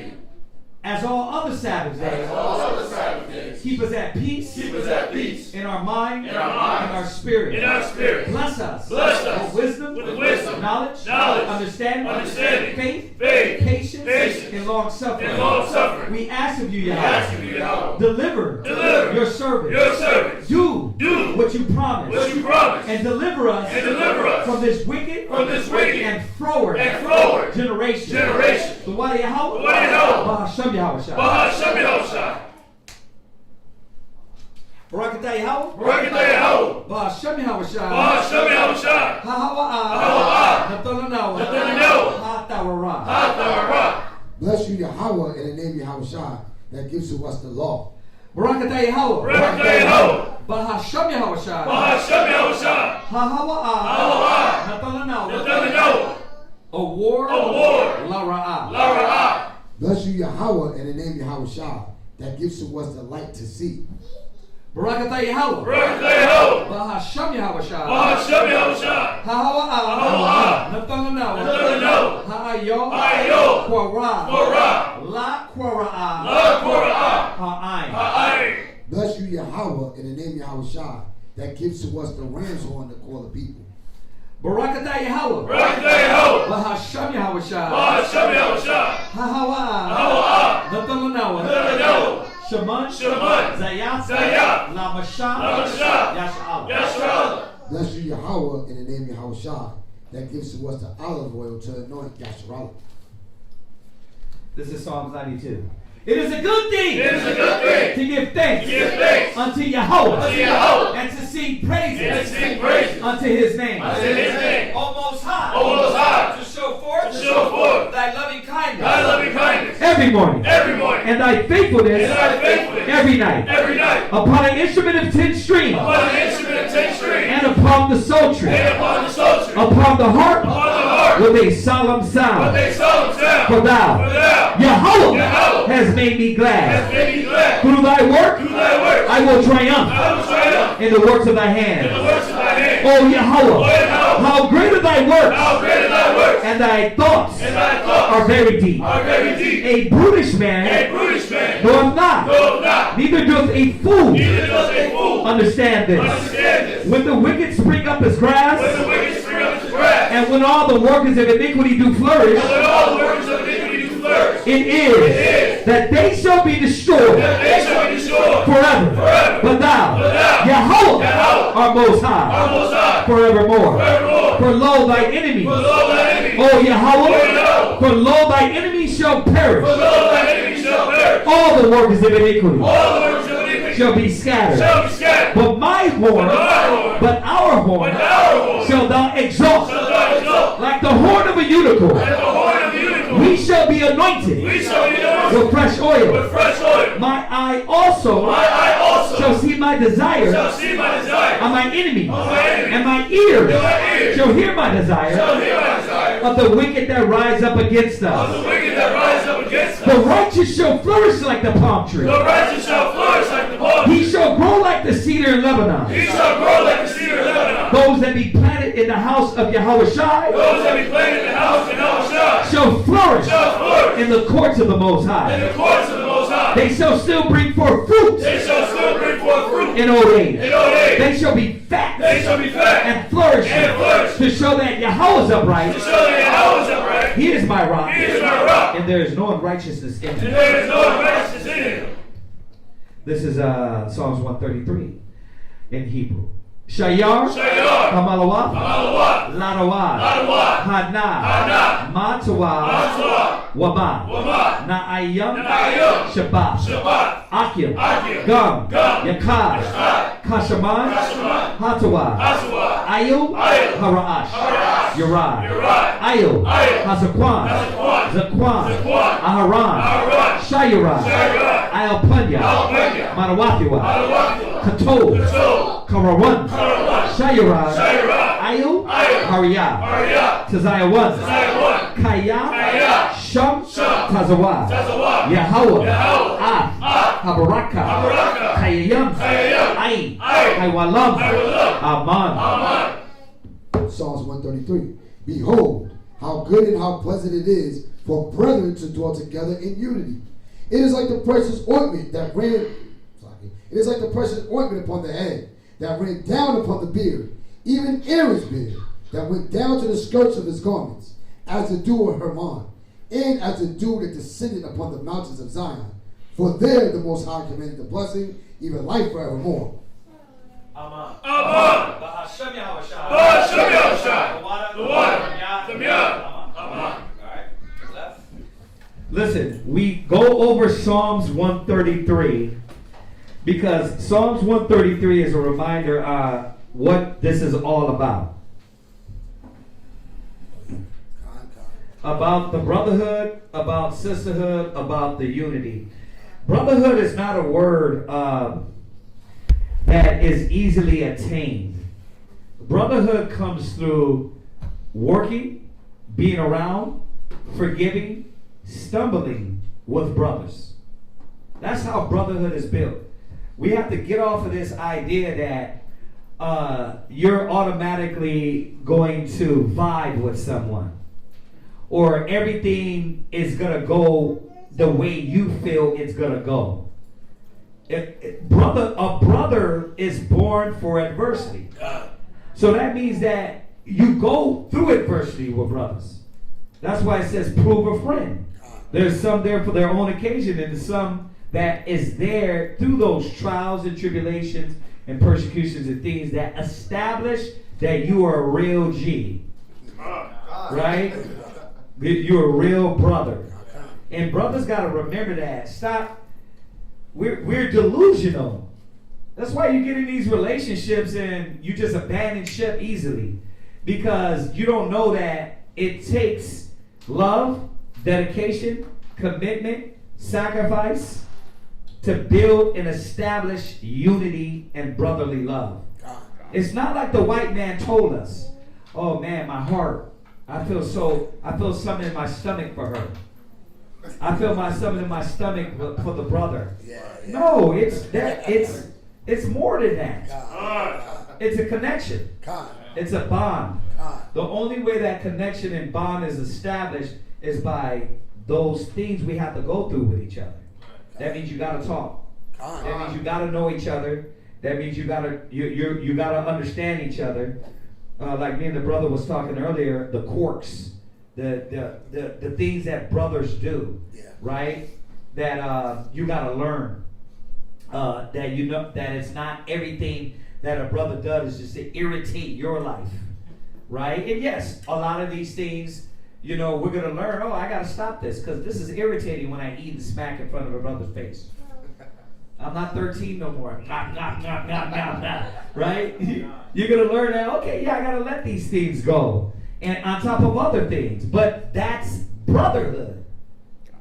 That's what brotherhood is there for. Right. You can lay down your life for the brother and build and grow. So please don't be delusional, acting like I'm gonna use shaft words. We come into these spaces and you think everything is supposed to be hunky-dory. Everything is gonna be like, we automatically gonna be like, yeah, you know what? We vibe together. We're so different. How is that possible? It's built. So when you read that, how good and how pleasant for brother to dwell together in unity, man, we take that for granted and act like Yahushua didn't check Peter out of brotherhood, right? Correcting him. How about what's it? Simon the magician. He was like, man, let me get some of that power. He was like, man, the apostle told him, you got the devil in you. But that was out of brotherly love. He had to renounce that spirit and fall in line with righteousness for that brotherhood to be accepted. Right? Because they don't think that's brotherhood. To be checked, to be rebuked, to be corrected. Being your brother's keeper is brotherhood. So it's a lot of dynamics. It's a lot of dynamics, man. Don't come in with that Christian church mind state that everything's going to be perfect. We can strive for this perfection together and perfect the things in us for each other in the spirit of the Most High and Yahushua. Come? Just a thought. Just a reminder. Go ahead. Akimimani, Barak, Yahweh Hashem Yahushua B'Kadam, Kumya Shalom, Kumya Shalom, Kumya Shalom, Kumya Shalom, Kumya Shalom, Kumya Shalom.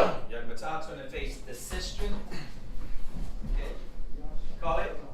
Saluting out the daughters of Zion, Akimimani, Barak, Yahweh Hashem Yahushua. Yagmatah, dismiss. Fall out. Yeah, everybody say Shabbat Shalom online. Shabbat Shalom. A lot of brothers and sisters, whoever joined us, we appreciate y'all.